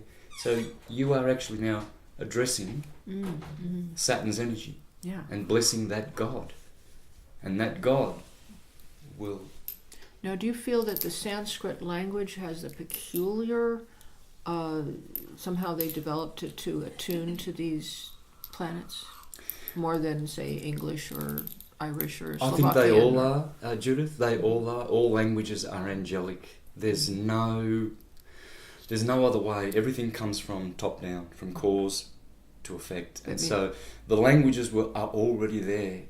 It's like a computer program. Yeah. It's just fed into our DNA. We speak English, we speak Italian. All of the languages do this. You can do it in any language. The intent. It is. And knowing the monosyllables. So for Mars, the main letter is M. So love that letter. The letters are God's. Just study Kabbalah, where the Jews will tell you. They will tell you that God made the world with letters. If you put a sundial in the ground and you intertwine two serpents like a caduceus, when the sun rises to when it sets, there will be 22 distinct shadows on the ground as the sun filters through those intertwined serpents on the sundial, and they will be all the letters from Aleph to Tav. Really? It's science. That's It's amazing. toroidal science. Those shapes in nature. Yeah. Can you please continue with your beautiful wisdom? I'm just going to go to the bathroom, man. I've been drinking tea. Thank you. So if you want, you don't have to. We have part two? Yeah, All part right. two. Well, Santos wanted me to tell the story of why I'm wearing green, which is that I noticed that it was completely impromptu. It was not planned, but I did a little chart on the time that Santos asked me to arrive, and those are called horary charts or event charts. And what's on a horary? It's an event chart. And I noticed that about the time we're going to begin talking, Jupiter would be exactly rising in Sagittarius. Jupiter rules teaching, Sagittarius rules teaching. And because I'm coming to Santos and he proposed the event, he would be the Jupiter in Sag rising, see? So then I look over to the 7th house, which would show the person he's speaking with, and it would have been ruled by Mercury conjunct Venus in Libra. So that would represent me for the day. So I thought, well, I was going to wear this really bright rust-colored shirt because it was one of my best colors, sort of not quite that color, but, and I thought, well, no, he's so Aries, and that's that intense red color. I thought, I'll butt heads if I wear that shirt, but I love the shirt. I just bought it, spent a lot of money. I put it on. No, it just isn't working. I thought, Libra on the color wheel. We have an artist color wheel. Libra's green. Green balances Aries. It's the perfect color, and so okay, I will wear the green to balance the life force of red, and I think it worked very well and harmonious.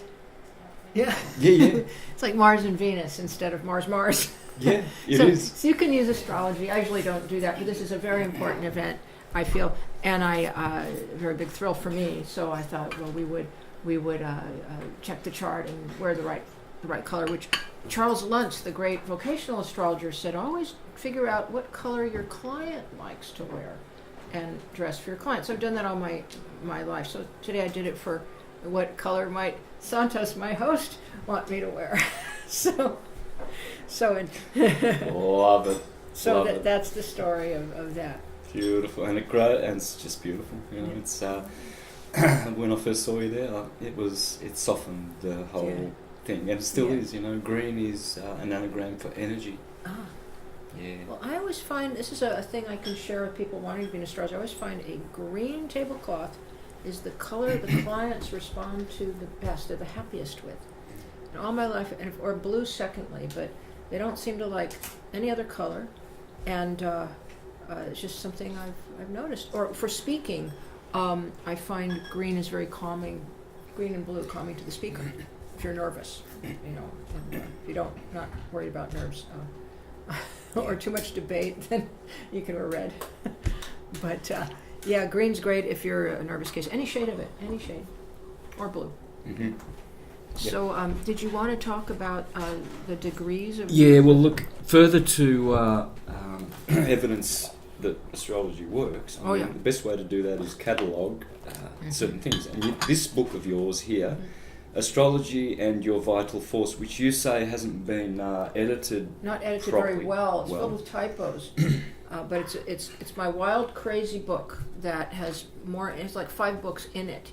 And it has read the subtitle there. So, Healing with Cosmic Rays and DNA Resonance, and then the subtitle, Sequel to Medical Astrology, A Guide to Planetary Pathology. Sequel to this one. Yeah. I have 2 sequels. So this one. Yes, that one. So this one has everything from the geotish remedies and the different approaches, the gem remedies to color wheel placed over the signs. To how family DNA affects you. Your family's health problems can affect you through DNA resonance and how to protect yourself. But it has something very special. And we should talk about what William Gray did and the sun water. So William Gray was this amazing healer who lived in America. And I think it was in World War II, I believe. And he was doing the kind of healings Jesus was doing. I mean, he was literally brought a man back from the dead. He could work with people with severe neuromuscular diseases, and they would just get completely better. He'd come down in the lobby. There'd be hundreds of people waiting for him. He'd have to escape out the back. He finally ended up working for the police department, I believed. So there was a surgeon who worked in 5 different hospitals, a head surgeon who followed him around and watched him and wrote totally that he was completely valid. And Ruth Montgomery wrote an amazing bio on him called Born to Heal. And he wrote his own little book called Know Your Magnetic Field. But the point is, he used astrology to heal. When asked how he healed all these people miraculously, he says over and over, he says, I put my head to their chest and I would feel always the vibration of the astrological decadent they were born in. And then I would pump that vibration back into them. And voila, they would heal. Aww. And then he dies and doesn't tell us how he did that. So I thought to myself, okay, we know through the work of Emoto, the guy who photographs the water crystals, and homeopathy, that water takes any vibration imprinted in it. So the one way for certain that we could get the vibration of your birthday back into you, since William Gray has died, is through the water on your birthday. Or he said it was even stronger. He said the mating fuel is the decadent exactly trining your own. He says every sign needs the mating fuel. And if you get the day trining your own, even better. So I started to experiment with this, and 3 times I looked back in my life where I'd had a miraculous healing. Like one time I'd sprained both knees, they would not heal. Somebody just put their hands on them, throw away my crutches like that. In every single case, the person was born exactly trying my sun within one day on the same birthday. Thought, well, William Gray's right about this, at least for me. So that day's even stronger than your birth. So I thought, well, how would you get the water to get the vibration of your mating fuel day or decadent or your birthday and get it so you could use it all year? Water. So I started looking, and the ancient Slavs would get to cure epilepsy. They would put water under certain eclipses in copper bowls. Never drink eclipse water unless you have epilepsy. I'm just half joking. They only use it to cure extreme weird neurological reversals. Don't use it. It'll make you very sick if you're a normal person. But they would put it, so copper bowls store water charge apparently in some way. So I thought, okay, I'll start experimenting, and I took a water bowl, my exact moment of my birth, I got the exact solar return, put the water out, got the sun in a mirror and shined the whole sun, the whole body of the sun into the water for about 20 minutes, then left it out there all day, and also put a little bit of my hair in there to mark it for myself, so marking the amulet. And then I put it in it's going to keep gathering vibes just like any amulet will, but you make it your own, you make boundaries. So you then pour it in something, and you put like silk over it, put it in a dark place away from electromagnetic fields. When you need it, you get another copper object, and you just pour a little out. You don't put your fingers in, and then you can anoint all of your chakras, especially your medulla. Yogananda says that's where the chi comes in, but all your chakras. Some people say it's the dantian, down here. Get the space on either behind your ankle bumps, bottom of feet, soles of hands, and see what happens. So on every occasion, I did this especially my energy was very low. One time I felt this strange little, like a burble. And then my energy just went back up like I was normal, and I'd been very, very low energy. And then I did it a few times, and almost every one of my serious health problems over a period of a month would vanish that I'd had for months and months and months. So this is just my experience. But otherwise you wouldn't necessarily feel anything right away. So the best time to use it is, when the sun is exactly quincunxing your sun every year, or opposing your sun. That's where your energy takes a dive. So this is refilling your vital force. So it's based on what William Gray said he did to heal people.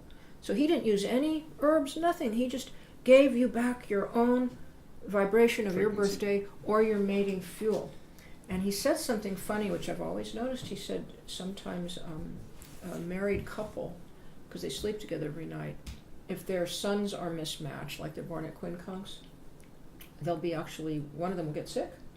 Their vital force is being damaged over time. So he was very into marrying people who had a harmonious sun with your own. Which would be trines? Trines were the best. Trines. And sextile. Strongest. The same sign is it can cancel itself out. Yep.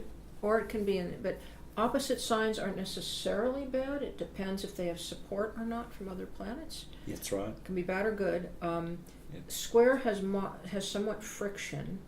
The worst is the exact quincunx, 150 degrees.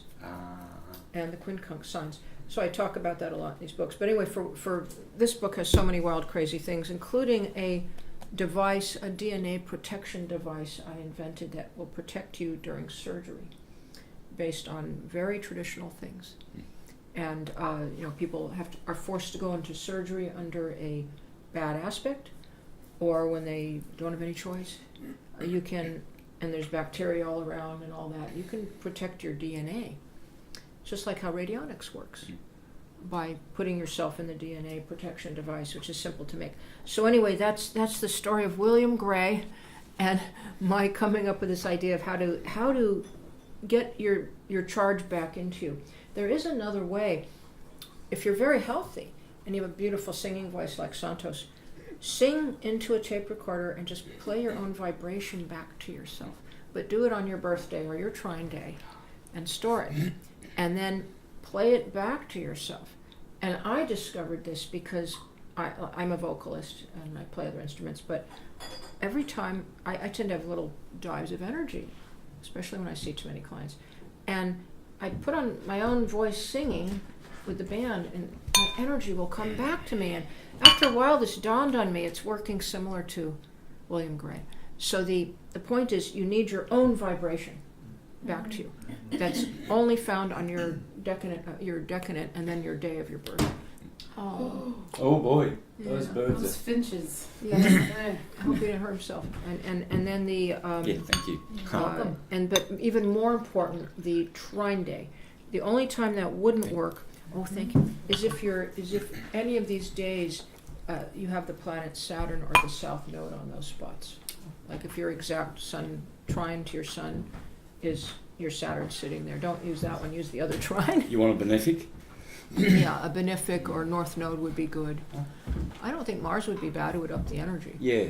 But Saturn tends to cancel things, and South Node tends to be where energy goes out or unlucky. But it's like They are very similar in Vedic, in Jyotish. See, I've just come out of my Ketu Mahadasha. It was 7 years. It's called the 7-year curse, and it finished 3 days ago on the 28th of September. It's now the 1st of October, right? So, lucky you. Yeah, the month, the 28th of September 2012 to the very month, right to the week, I got a phone call from my landlord, Kirk. And he says, Santos, I was there for 12 years. Beautiful. My mother was over the road in a cul-de-sac. My brother was next door. It was like all the family would come there. And all of a sudden I had to move. He said, you've got a month. My mother needs the house. And ever since then, I've moved like about 12 times. Here I am now in Oregon. Wow. I've had bad luck. I've been in jail twice from my work, doing work twice. Yeah, I spent nearly 50 days, all up in a couple of jail sentences. I've had teeth problems. I've had I've been itching for the better part of all of that 7 years. Really, really. Drastic itching, and I couldn't sleep, for 10 years. Like your body itching? Yeah. And it was like a Morgellons, Lyme's, lupus sort of a thing that everybody's, fibromyalgia, all of these weird things. It was like a mixture of all of that. I knocked it off with a animal deworming protocol, which, excuse me, I've gone into. I've shared that with people. I won't do it now because I want to hear you speak a bit more. Yeah. But that now, K2 handed over the baton to Venus. So I've got 20 years of Venus. Nice. And that's a benefic, right? And what they say is... if it's good in your chart. Yeah. What they say is if you think Saturn is bad, when Saturn rules your life, just wait till K2 comes along. I know, that's K2 the worst. is something else. That's the worst one. It's a headless, it's the tail of the dragon. And I look back and I see all my headless activity. I didn't have to go to jail, I picked the fight. I didn't have to have breakups in my relationships. I was pushing them away and sabotaging everything. I sabotaged syncretism even. I would do things that make syncretism look bad. I forgot the one on the nodes, the notebook. Oh, yeah. That so I think I've seen this. Have I seen this one? I don't know. I didn't bring it out today. That one has everything on the nodes. Transits to the nodes, transits from the nodes in each sign, the nodes east and west, 60-page beginning on the difference east and west between India and America. I mean, and the interesting thing, they have the same action in both. But they consider the South Node good because benefic because it teaches you that all things must pass. I know. Because they love that, and the North Node's evil because it attaches you to the Earth plane because you get successful. Yes. And in the West, we look Opposite. just the exact opposite. The South Node is to be feared, and it brings Trouble. loss and sorrow and death, and so of course it's bad. And the North Node, which tends to be lucky and seen as that in the West, you get contacts, you get good things. I've got a lot of North Node contacts right now, and I'm meeting with Santos, who is just, this is like to me meeting God as I keep seizing him. She's talking. This is Judith Hill, Wow, man. Wow, you have a pretty amazing reputation. So you see my lawyer, he's like, you got to see this guy. Who? So my your lawyer? My ex-lawyer was just so into you. He's a crazy Sagittarian, and he was just Sun conjunct Neptune, square moon in Pisces, and he was just so into your work. He just wanted to sit up at night. He'd sit up at night with his beers, getting drunk, watching Santos Bernacchi. And he wanted me to come over and sit with him and watch you for hours. When I did one night. That's how I got introduced. That to me is a blessing. Yeah. That I got your attention. This poor lawyer, and he was under such stress at that time in his life. But so I've got a lot of North Node stuff. So this is considered good, but the Hindus would say, "Oh, be careful, attachment to the earth plane. You do not want to get attached to the earth plane," and so they see it as bad. So the interpretations spin off like that, when really the action is the same, and it's so simple. The celestial energies come in at the North Node, and they go out at the South Node. Dragon's mouth, dragon's tail. I always say it's the great anus of the zodiac, and everybody cracks up. It is. And so when planets cross it, things go out. It has its good sides, though. It has its good sides. Like a lot of astrologers have it rising or on the midheaven. It's wonderful for spiritual careers, sacrifice giving. Oh, they say in India, if you're born with South Node rising, which I am, they said it makes a person sweet-natured, unmaterialistic, and easy to overlook, which happens to me all the time, by the way. I'm always the one that somehow, like I just spoke for OAA, and they never listed my bio. The only one since 1989. Or like there's a big ad comes out for a big conference, I'll be the speaker that's not mentioned, because it makes you invisible. That was it. It makes you invisible and somewhat frail, especially as a child and introverted. That's all true. And then they say the North Node makes you very strong physically and makes you eccentric, inscrutable, hard to understand, and enigmatic and very successful often, if you want to be. You can control others, you can gain money. They're freaks.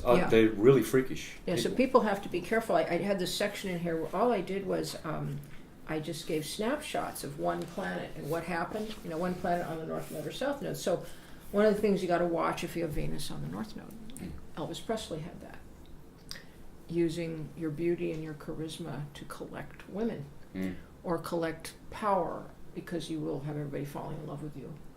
And I noticed there was that, that show, The Bachelor. I actually watched that for astrological interest. I get the birth charts. It's fascinating. I watch people doing the earth plane. And anyway, they had this bachelor named Becca, and she was incredibly beautiful. She managed to get every single man truly madly in love with her, like all 20 bachelors, by the end of the show. And I was like, I got to see this woman's chart. I get the chart out. Mars and Venus, right exactly on the North Node. So there's a warning there, not to misuse that, or you make karma.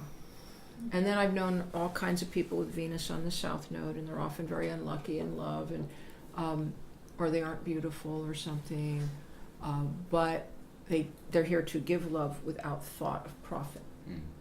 And another fun one, if Jupiter's on the South Node, you get to pay your karma through giving. You pay your it's a karmic debt payment points. You get to pay your karma through giving. Whereas if you have Saturn on the South Node, you'll always notice people have a big, huge lump sum karma to pay all at once. Very common, like all at once, or they do all the bad things hit them at one time, boom, and the house burns down. But there's another thing. I've seen 3 cases of people when Saturn comes to their South Node. So Saturn comes to the South Node can mean strengthen your weaknesses, become conscious of them. It can mean you get to pay off your debts. You get to clear the ledger, clear the karmic ledger. And I've known maybe about 10% of people will be released from the earth plane. Like all of a sudden, I've seen people win the lottery, or their husband gives them a bunch of money and then divorces them, and they're so happy because they never have to work again because Saturn's work. But about 90% of the people usually have some calamity right then, or have to pay a big debt off. So I tell people, don't buy, build, or marry when the transit of Saturn's on the South Node. But it's great to buy, build, or marry. Anything you want to hold in time, Saturn's time. If you want something to hold in time in the earth plane, when Saturn comes to your North Node, it's good. But what's bad about it? I've seen people develop lupus, calcium spurs, cancer, because they're also building toxins somewhere. Yep. It's great if you need calcium, though, it'll build it. And it never fails that people start, when Saturn comes to their south node, or a bit more when south node crosses their Saturn, transit south, they'll start losing calcium and minerals. So always watch that if you have a client and the transit, I've got this all itemized in here, when the transit south node starts crossing your client's Saturn, especially an older person, they're going to start losing their teeth or their bones. You gotta, that's when you get the minerals coming back. If you want to build, but you'll build really strong strength and muscle on the opposite, both ways. So, it's very subtle differences. When the south node crosses Saturn, it's different than when Saturn crosses the south node. Can you sum that up just really succinctly? What's the main difference? Just real quick. When the south node crosses Saturn, so Saturn's in your natal chart. So the south node is the wave that's going out. So you're going to be releasing, dispensing, or dribbling out something that Saturn rules for you. And you'll know by what house it's in, what sign it rules, what house it rules, and also generically, like sometimes, the father dies or something, or the roof starts falling in. Now, when the Saturn crosses your south node, Saturn is just the opposite. It's a corrective. It's coming to the dribbling point. So it's a time you're either going to correct your weaknesses. Remember, that's the point of self undoing the south node. So you become conscious, because it's unconscious. Become conscious. Saturn's very conscious. Conscious of your unconscious habits and weaknesses. It's your opportunity to correct them. And if you don't, I've seen this a million times, if you don't, you will fall into a bad road and you'll stay on it for many years. You have to really watch what you're doing with your life path right then, spiritually. Saturn transiting south node. Your own south node. K2 is deadly dangerous. And Saturn on top of K2, Yeah. I just looked at mine. My south node's in Capricorn. I've had the worst nails for about a year. I can't even play the guitar. Because this transit south node and Saturn are on it. Calcium. Yeah, you're having trouble with your minerals. Yeah, minerals. They're just going out of me. They're just fraying. I've always had really strong. I play with my nails, nylon string, and I need them. So you have north node. They're just going to peak. They're coming strong now but Saturn's right in the middle of Capricorn, where my south node is. And right now, the north node is where? In Cancer. Yeah. So it's a double whammy for me. Yeah. The south node is transiting Capricorn, and that's where my south node is, and Saturn's right on it. And we just I'm talked just about losing that. all these minerals. My hair, I notice it. Okay, it's coming back. We just had talked about that. Yeah. So there are things you can do. Yes. And I'm not a doctor. I'm not licensed. I'd be very, very careful. So I can give you a lesson. Yeah, I'm confirming what you just said. Yeah, I'm witnessing it right now. So you sharing go to personal. Is there any good herbalists in the room? So you go to a good herbalist and you find a way to get that calcium back. You do your chants, but certain stones, we'd have to decide if it was okay for you to wear the stone of Saturn. Yeah. Not everybody can, but you can wear lapis lazuli. Hematite. Yeah, you can do the tincture of blue sapphire. Or tincture or the globules, that's okay if you can't. Not everybody can wear a blue sapphire, which is Saturn, but so you have to find a way to stop the attrition. And I don't know how many astrologers here. You must be noticing that a lot of people have been having bone, skin, knee, and nail and gum and teeth problems right now. Yes. Because Saturn, just in the sky, Saturn's on the south node in Capricorn, the sign that rules. Yeah. All the structure. So just Saturn in the sky and all the south node eclipses there. Everybody's having this mineral loss, including me. I mean, it's been a pandemic. Yeah. And it's not. And we still have several months because we're having the 2 Capricorn eclipses coming. I know it's going to be but heavy going in Capricorn. Yeah, alfalfa, oats, nettles, red clover, a little bit of hormonal. Yeah, I've been drinking nettle tea. Thank you, Murray. She's my Marigold, I call her. Marigold. One of my guardian angels. Yeah, and she put me onto it, and so maybe that was it. Why it's getting better. The nutritive herbs, yeah. Yes. But you'd have to look at which ones were special for you, so they aren't, because you might be running too hot if you're in Aries or too dry. I don't know. But you got that moon in Pisces, so but you're double fire, right? Yeah. Leo rising, double fire. Yeah, you're pretty fiery. Mm. So yeah, the you need the right get the right herb, you know. But I've noticed so many people having this kind of breakdown, but that's a doozy. It is. It's just what we were talking about. Double whammy. That's where my north node, south node is. And then the eclipses, the eclipses there in December 25th, January 10th in America here. Yes. In Capricorn Cancer. So that, Okay. and then so you want to start correcting that. And then Mars is coming in late February and March into Capricorn, which could be good for correcting the weakness. Mars into Capricorn, It where it can. exalts. It can be helpful to get, It will be one. I'm hopeful. It's very positive, Mars in Capricorn. Yeah, it can antidote Mars or it can irritate it. It depends on the situation. Depending on aspects. Yeah. And that's an interesting Transits. one. Yeah, it's so simple. What I don't understand is, for years, this is another thing that happened with astrology, the South Node, which is the two nodes, they can eclipse any planet. So they were always considered stronger than any of the planets. Mm-hmm. And for years, you look at charts and there's only the North Node. And people only have one meaning for it, like in evolutionary astrology, like one meaning. Not humanistic, that one with the hypothetical planets, just that type of astrology. Uranian astrology, just one meaning, connections. Well, there's so much more to this. These are so important. But it's just, the tide comes in, tide goes out. How simple is that? So sometimes the tide going in is good, like when you eat.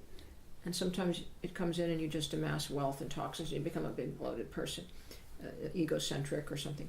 And then the tide going out can be really good unless you're going into atrophy and you're becoming impoverished and you're pooping out all your minerals or you're having too many losses. So there's a good and a bad to both of them.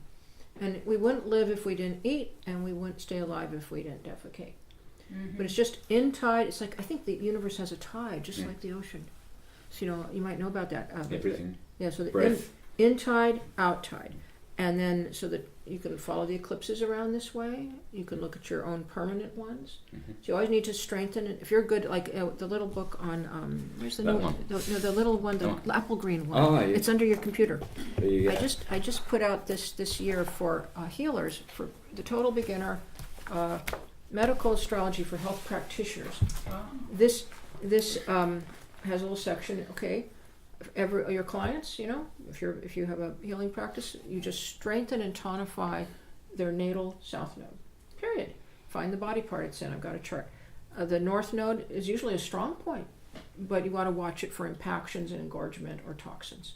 It's usually not much of a problem. It can be though. And then you look at Saturn and Mars. Too hot, too cold. Very simple. And it gives a breakdown all the strange health idiosyncrasies of each sun sign and moon sign. Yeah. So that go into the client's needs, their emotional needs, or their moon sign. That could be. So how are the sun and moon different? So I'm talking too much. No. Please keep going. I just remember we have to touch on this book, Astroseismology, right? I've known for a while. Not in depth, but I've learnt this, that there are certain degrees along the ecliptic, like the 29th degree of Sagittarius, earthquakes, when a Mars or something is squaring or transiting that point, Slipping. Earthquakes will happen. I've seen it. Mm-hmm. Shame we haven't got time to just record all these things, catalogue them, and they're always there as proof to unbelievers, but when you witness these things and you've got a record of all how astrology, this book must be absolutely critical, because you can just learn what's in here and show people. Can you share a few examples, because they're astounding? Astounding. This was a study we did over many years. Me and Mark W. Pollitt, who's still my colleague today, and we actually worked with a secret person inside the GS. We did massive statistics. We replicated. We did all world earthquakes that were by region. By region. That was our hypothesis, that regions would have their own astrological situation that would create the earthquakes in that region. So we did regions of 200 miles apart, magnitude 8s only. Then we replicated with all earthquakes in California in recorded history that were 6 and above. We did a giant California study. What we found, and Mark was helping me with all the scientific part, and I did the hypothesis, and we found that the same planets, it would vary per region, but the same 2, 3, or 4 planets would be in the same crosses over and over and over again for repeated earthquakes in the same locations. And here's an example. This is a cover, but this was the great Santa Barbara series. And we didn't leave any out. That's the important thing. These were complete sets of earthquakes in the last century that were were very scientific, certain magnitude and above. If you notice, out of 6 quakes, 4 of them are within a half a day of each other, as are most of their planets. I mean, this is unprecedented. And we also did a replication study. So we would take the same data and we would put it in a number scrambling machine. And then we'd find that, no, it does not make these amazing patterns. Here was how we predicted, we predicted the Loma Linda quake using another, but this was the San Francisco earthquake sequence. Now, all the large magnitude 6 and above earthquakes in the San Francisco Bay Area, in recorded history, going back, all that they have, going back to 1800. If you notice, you see these 3 divisions? These are the fixed cross. Mm-hmm. And we find Mars, for San Francisco, Mars, Venus, and Saturn are always in the fixed cross, with very few exceptions. Are you talking about fixed signs and a T-square? Is that a T-square? Well, they can, they're just in each event. We have the events here. The Venus, Mars, or Saturn will be in one of these fixed signs. In the fixed signs. We only had a few outliers. So when we would do this is random. This is what the random chart looks like.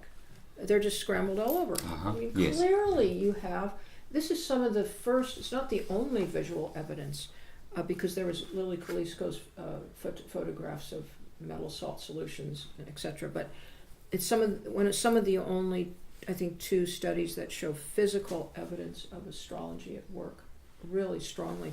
And so the only place to get this book is through my website, because it's not in one of these copies yet. If I get enough interest, I might put it on an ebook. But then we did some really remarkable, it just kept happening over and over. This one was fun. The Parkfield earthquake sequence in California. We have 6 events, recorded history since 1857, that were magnitude 6 and above. Out of 4 of these events have Mercury and Venus basically in the same place. The rest all have Jupiter and Saturn in the cardinal cross. So see how that looks? Right. It's amazing.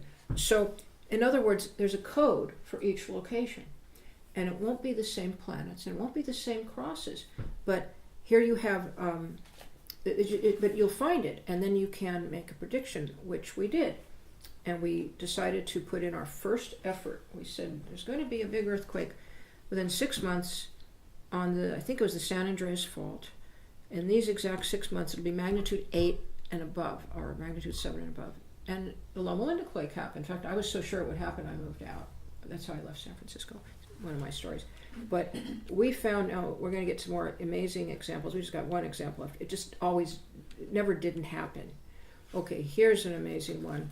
I'll do the simpler one. The Peruvian. There were two magnitude, we're in our great earthquake sequence series now. We have the 2 studies. Magnitude 8 and aboves, 200 miles apart all over the world. And we did the whole world.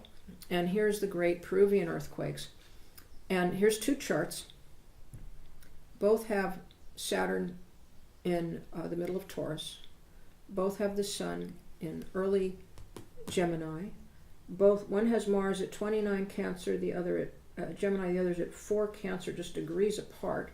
Sorry, did you just say 29 Gemini? Yeah. Yeah. There you go.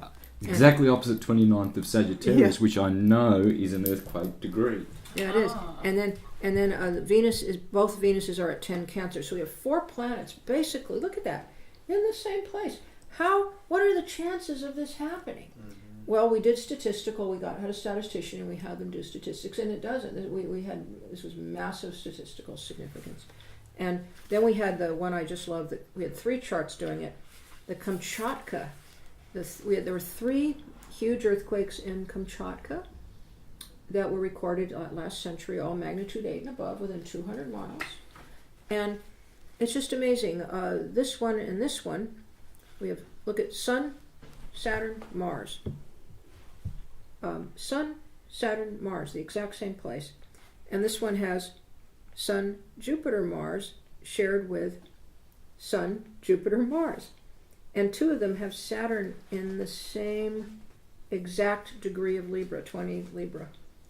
It's just remarkable. And here's their, the 3 of them have Mars in cardinal. 3 of them have Saturn in cardinal. 3 of them have Sun in fixed. 3 of them have Jupiter in fixed. 3 of them have Venus in mutable. And so this is just incredible. But if anybody wants a copy of this, they can contact me at my website, judithhillastrology.com. Oh, too good. For all the syncretism followers, guys, please go out and an extra effort and get some of these books and support wisdom. Judith has got it all together. This is syncretic. This is medical astrology. This is how we heal. So go out and do it, guys. I've got these books. I know I've got about 4 of the. Judith's got 11, but I'd be getting that one. Is that one you gifted me one here today? I've got that one. You can Beautiful. have any of these you want, except the one with my notes in it, because they're for you. But I don't know what you can bring home or ship home. Well, I'll just make it happen. If you're going to be so generous, I'd be happy to. I need them. Yeah, it's in my work. But just while we've got the camera rolling, guys, medical astrology in action, the newest one, body types. What I learned from this, man, oh man, and Bill Schreib's work as well, of course. I've never seen this one, but maybe you want to talk about that one. The Part of Fortune in Astrology. It's a lovely little illustrated book, kind of Renaissance style, on the meanings of the part of fortune in astrology, which is one of the last surviving and probably most important of the Arabic parts. That's why it survived. There's a few others, but that's a very good book to know. And then there's, I should just tell them. So the basic medical astrology book is Medical Astrology, A Guide to Planetary Pathology. That's the basic one. For healers, people who have a healing practice and don't know much, don't want to have to become an astrologer, they just want to know some stuff. This one, Medical Astrology for Health Practitioners. The one for astrologers, this one's fun but really deep, so it's for anyone, the body types.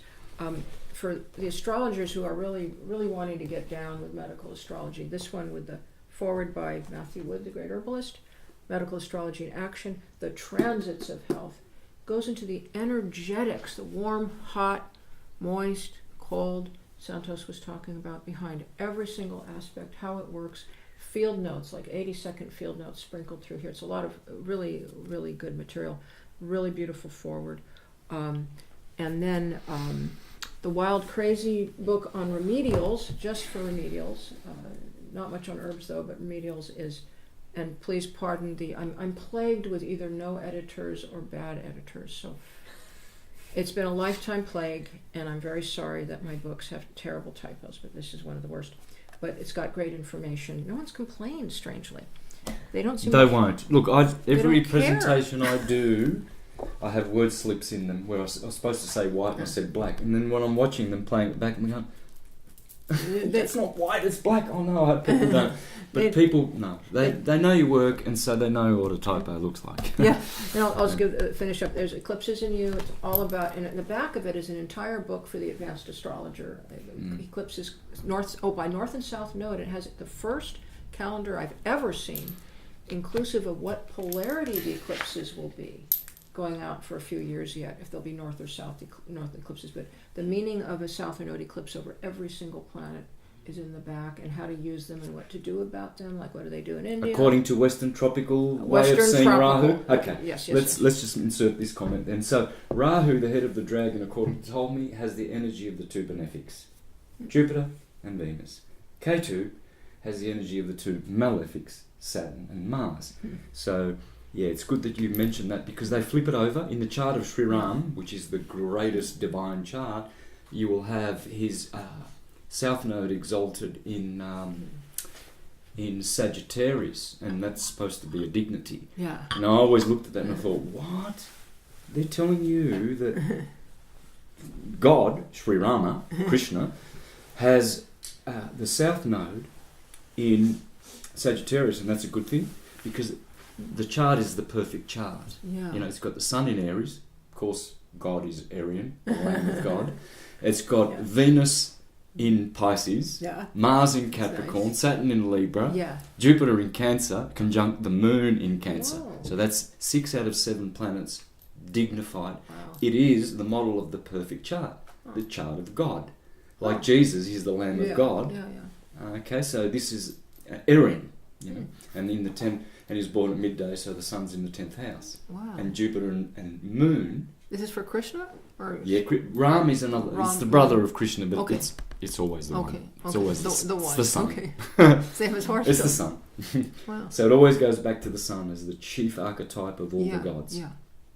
So, and then you've got Jupiter and Mm. conjunct the Moon in Cancer rising. Right? Wow. So, I'm glad, of course, that this is based on the tropical view, which is, I believe, the correct view. Rahu can only be Jupiterian and Venetian. I always see it as really, really good in people's charts, what it brings, but then there's always that side where it can bring those gifts, but with, you know, you it's get like egotism or there's always some negative side to it. Greed. Yeah, whatever the gift is, maybe the person doesn't appreciate it, or maybe it comes with certain bitterness and trials. But this one here, I reckon needs to be re-mentioned They because love that one in England for some reason, the part of fortune in astrology. So yeah, I did mention it. What they haven't seen is the book on the nodes. They have this, so the lunar nodes. This one is so complete, but this one, Vocational Astrology, won a Best Book Award. Hey! Even though it used to have a lovely color cover on it, I had a cartoon of everybody going to work with different briefcases with different signs on them, and they all looked like their sign, and they're looking up. And for some reason, they took it off and put on this nurses-looking cover, but it's still very thorough, and so that's not all my books, but that's some of them. I didn't bring them all. It's brilliant. And I mean, we're not here to, sell books. I mean, I didn't even know Judith was going to bring these, and she probably didn't know. I brought them for him. We're going to have cameras here, etc. But that's how I work. If I'm going to go out of my way to meet someone and they're special and they've got something to offer the world, I always ask for cameras to be around. So thanks, guys, that you had the cameras, and thanks for being willing to put your face on camera and share Thank you. this beautiful wisdom and your books. And I really, really hope that people will bless you with many sales and get all of these for their bookshelf. If you're going to be generous as to give them to me, Yes. I really will take them, and especially that one. A lot of people ask me, what should I be doing? What should I be doing? And virtually all I know is look at their North Node and look at what's on the MC, and I give them an idea of the elements. You know, you'd be good at selling, or you'd be good at farming or travel and what have you. But that's what this book does, right? Yes. Goes into how to study a vocational horoscope, and all the ways to advertise books are pretty much dried up. So this is a huge opportunity for me. So thank you for being indulgent. Yeah, all the hard copies are just gone, and nobody reads book reviews, and it's like, well, some do, but yeah. So this is nice. Thank you. Yeah, great. Thank you. Yep. And I might even think of giving you this one, but it has all my personal corrections. No, that's fine. I'll be good with all these other ones. Oh, yeah, this was a mess. I feel greedy taking them all, but No, it's okay. I need them. You're one person who should have them, especially this one. Well, I do medical astrology to my best ability, so This one you will. yours are the best. Well, you will. Yours are Thank the best on medical astrology for sure, by far. I had many back home, but yours are. You've got a good teaching ability. Either you have or you haven't. I haven't written any books Don't like need to. Pythagoras and like these others who. You got the videos of your books. They are. So, and I think I'm a good teacher. I've taught music all my life, and the students I've had, they go to be very, very, very good guitarists. And I've taught people languages. I know how to teach languages, simply. So, why not? So I use that. You can do in all these books, I always was under tremendous duress with no help. And I wrote them all with one hand behind my back, 15 minutes a day. And I learned that from this guy named Gary, who I said, how did you write your book? And he said, 15 minutes a day. So 50 minutes a day, despite endless trials and duress, they got out. I always thought they'd be even much better, you know, if I wasn't under constant duress. But yeah, so not So sure. literally, you put your hand. Oh no, that's an No. expression of being, I've got you. with one hand. You know, it's like totally handicapped. I was able to get these out. You know, but I always thought they could have been better because I always didn't have the help I needed. But literally 15 minutes every day, or not? I would try to do 50 minutes a day, just even 50 minutes, and they would get written. I don't know what I have to do to get motivated to write a book because people tell me that all the time now, but What you can do I is don't feel the need. you don't really need to. I don't want to. You're, I don't want to be a writer.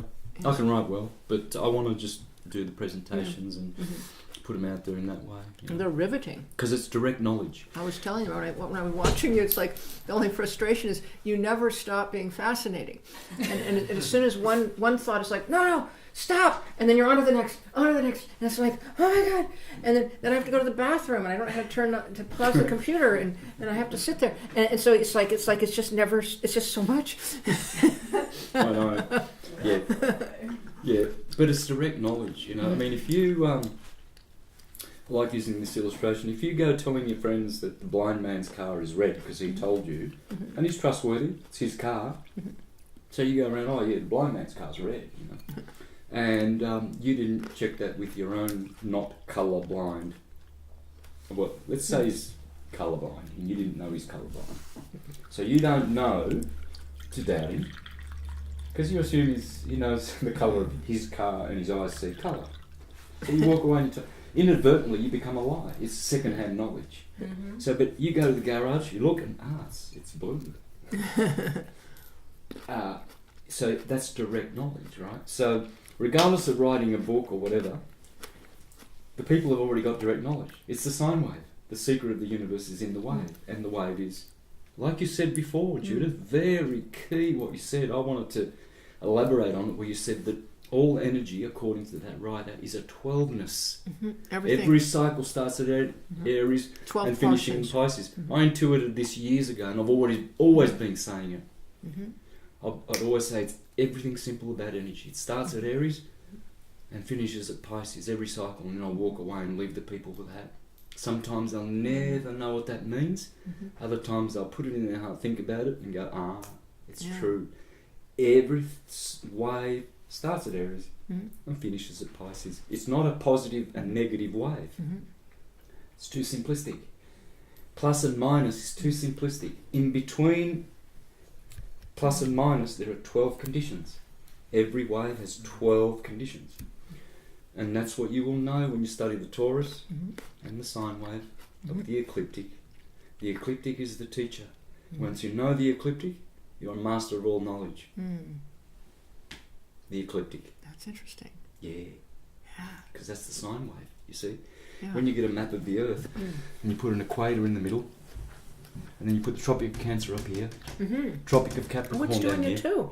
Yeah, here we are. And then Same you go, thing. start there at Aries, 21st of March, 21st of June, wave amplitude, 23rd of September, Judgment Day, according to the Jews, the autumnal equinox, then the fall, autumn, which we're in now, and then you end up at 21st of December, Capricorn. Yeah. So you've got the crabby crab and the capricious goat at wave amplitude, pulling the energy away from the centre, where God is, white light.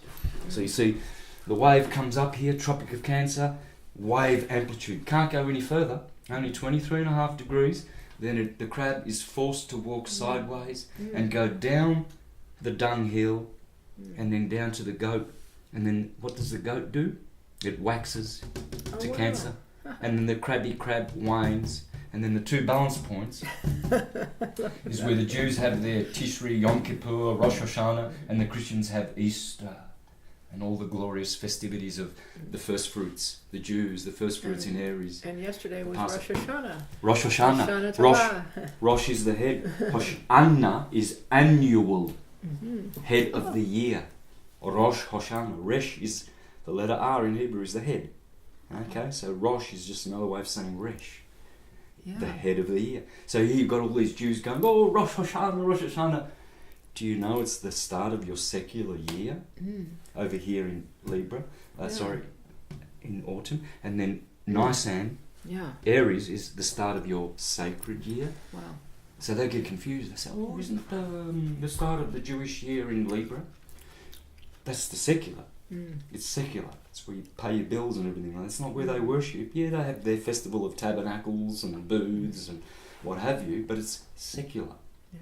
Their holy year begins in Nisan, in Aries, where everything starts.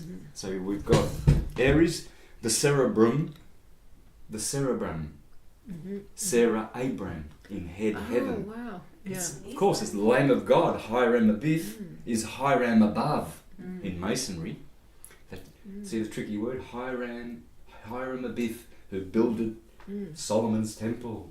Well, the soul of man, that's your temple. You see? So we've got cerebrum, Aries. Cerebellum, cerebellum. Thank you, George Carey, the bull. Gemini, the twins. Yep. The twin lungs, bear. Cancer, the chest. Leo, the lion heart. Virgo, the pot belly, the bread basket where your bread goes. Libra, the kidneys. The reins of justice in the kidneys. Scorpio, the generative. Hips, hippo. Sagittarius, the big hipped Sagittarians walking like soldiers. Yeah. Capricorn, the kneecaps. Capricorn. Aquarius, 2 feet, 2 fish. In Italian, pesci, piedi. Feet, fish. So you see where the mutable signs turn up, the bicorporeal signs, you've got duality. The first one, twins, Gemini. The second one, Virgo, the belly, the 2 digestive systems. You know, the two pillars, you know, Boaz and Jachin, the ascending and descending column. That's Virgo. Then Sagittarius, 2 hips. Pisces, 2 feet. This is the temple of Solomon. It's astrological. So, sorry to talk all over your beautiful wisdom, sister. You know, this is your goddess Isis moment. So, you know, let's see. How what do we lucky, got? right on Rosh Hashanah. Yeah. Then I always think, you know, and was it 10 days later of Yom Kippur, which is, you know, the Day of Atonement, and you have to forgive everybody. That's in Libra, always in Libra, the scales, which is very interesting. I always thought about that. And atonement is at one-ment. Ah. So what does the equinox do? It brings the 2 covenants of the summer part of the year, where you have a harvest, and the second winter part where you have hunting. It brings that covenant, and it brings at one-ment. It's always based atonement, the Day of Atonement, to the equinox. Wow. No, it's neat. The road leading to the Vatican, to the obelisk, it's called La Via della Riconciliazione. Well, in English, it's the road of reconciling. Well, because it faces Aries and Libra, the 2 equinoxes. Must be fun to know. Because the Tropic of there's a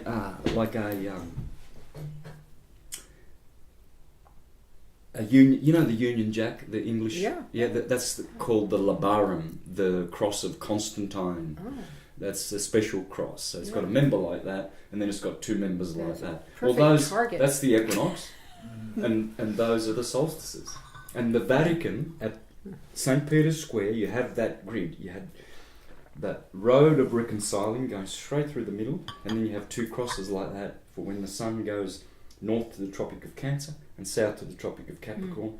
And Aries, at Easter, they always celebrate Easter when the star is in the east, the sun rising straight down the middle of La Via della Riconciliazione. And who would know that? Oh, what a fancy name for a road.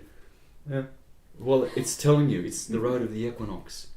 And that light beam hits the solstice, the obelisk, which they took from Egypt, borrowed from Egypt, put it in St. Peter's Square, and they're telling you. Yeah, these little things survive in secret and language and fairy tales and little... It can't be destroyed. Yeah. Because it is in the DNA of creation, of all atoms. Yeah. So it'll never go away. They can persecute astrology forever, but we'll always bounce back. And we will win. Because we are the true God-fearing or God-loving, because we love nature and magnetism. We want to understand it. We want to devote our lives to it for healing. You know, so it is the way. It's not that we're you know, trying to be special here and exceptional and exclusive. And Yeah. no, we just want to do what is right and live the natural way, and not man's laws, you know, and be lost by them. Apostle Peter said we must obey God as ruler rather than men. So all their maritime laws mean nothing, really. Anyway, so we'll let you close because we've been here for a few hours. Well, it's Judith. just this incredibly beautiful day, and I need to go on a walk. Yeah. This was just so lovely, lovely. Maybe you can go on a walk with me. Yeah, why not? Be nice. It's so beautiful. And I'll Right before the winter descends upon us all. Yes. And it was lovely having you, our peanut gallery. Thanks for having us. Yeah. Grateful to be a peanut here. Yes. Well, we aren't peanuts. But well, you know Mari, she's your student. Yeah, of course. yes. So she was happy to come today too. I've been hanging out with Mara for about 6 weeks, Yeah, about we a have month now. Carl, here he comes. Here he Carl. comes. Oh, come say hello. He's about his business. But they're always like moving like slow boats. I'll stop Those when I feel like tomcats. it.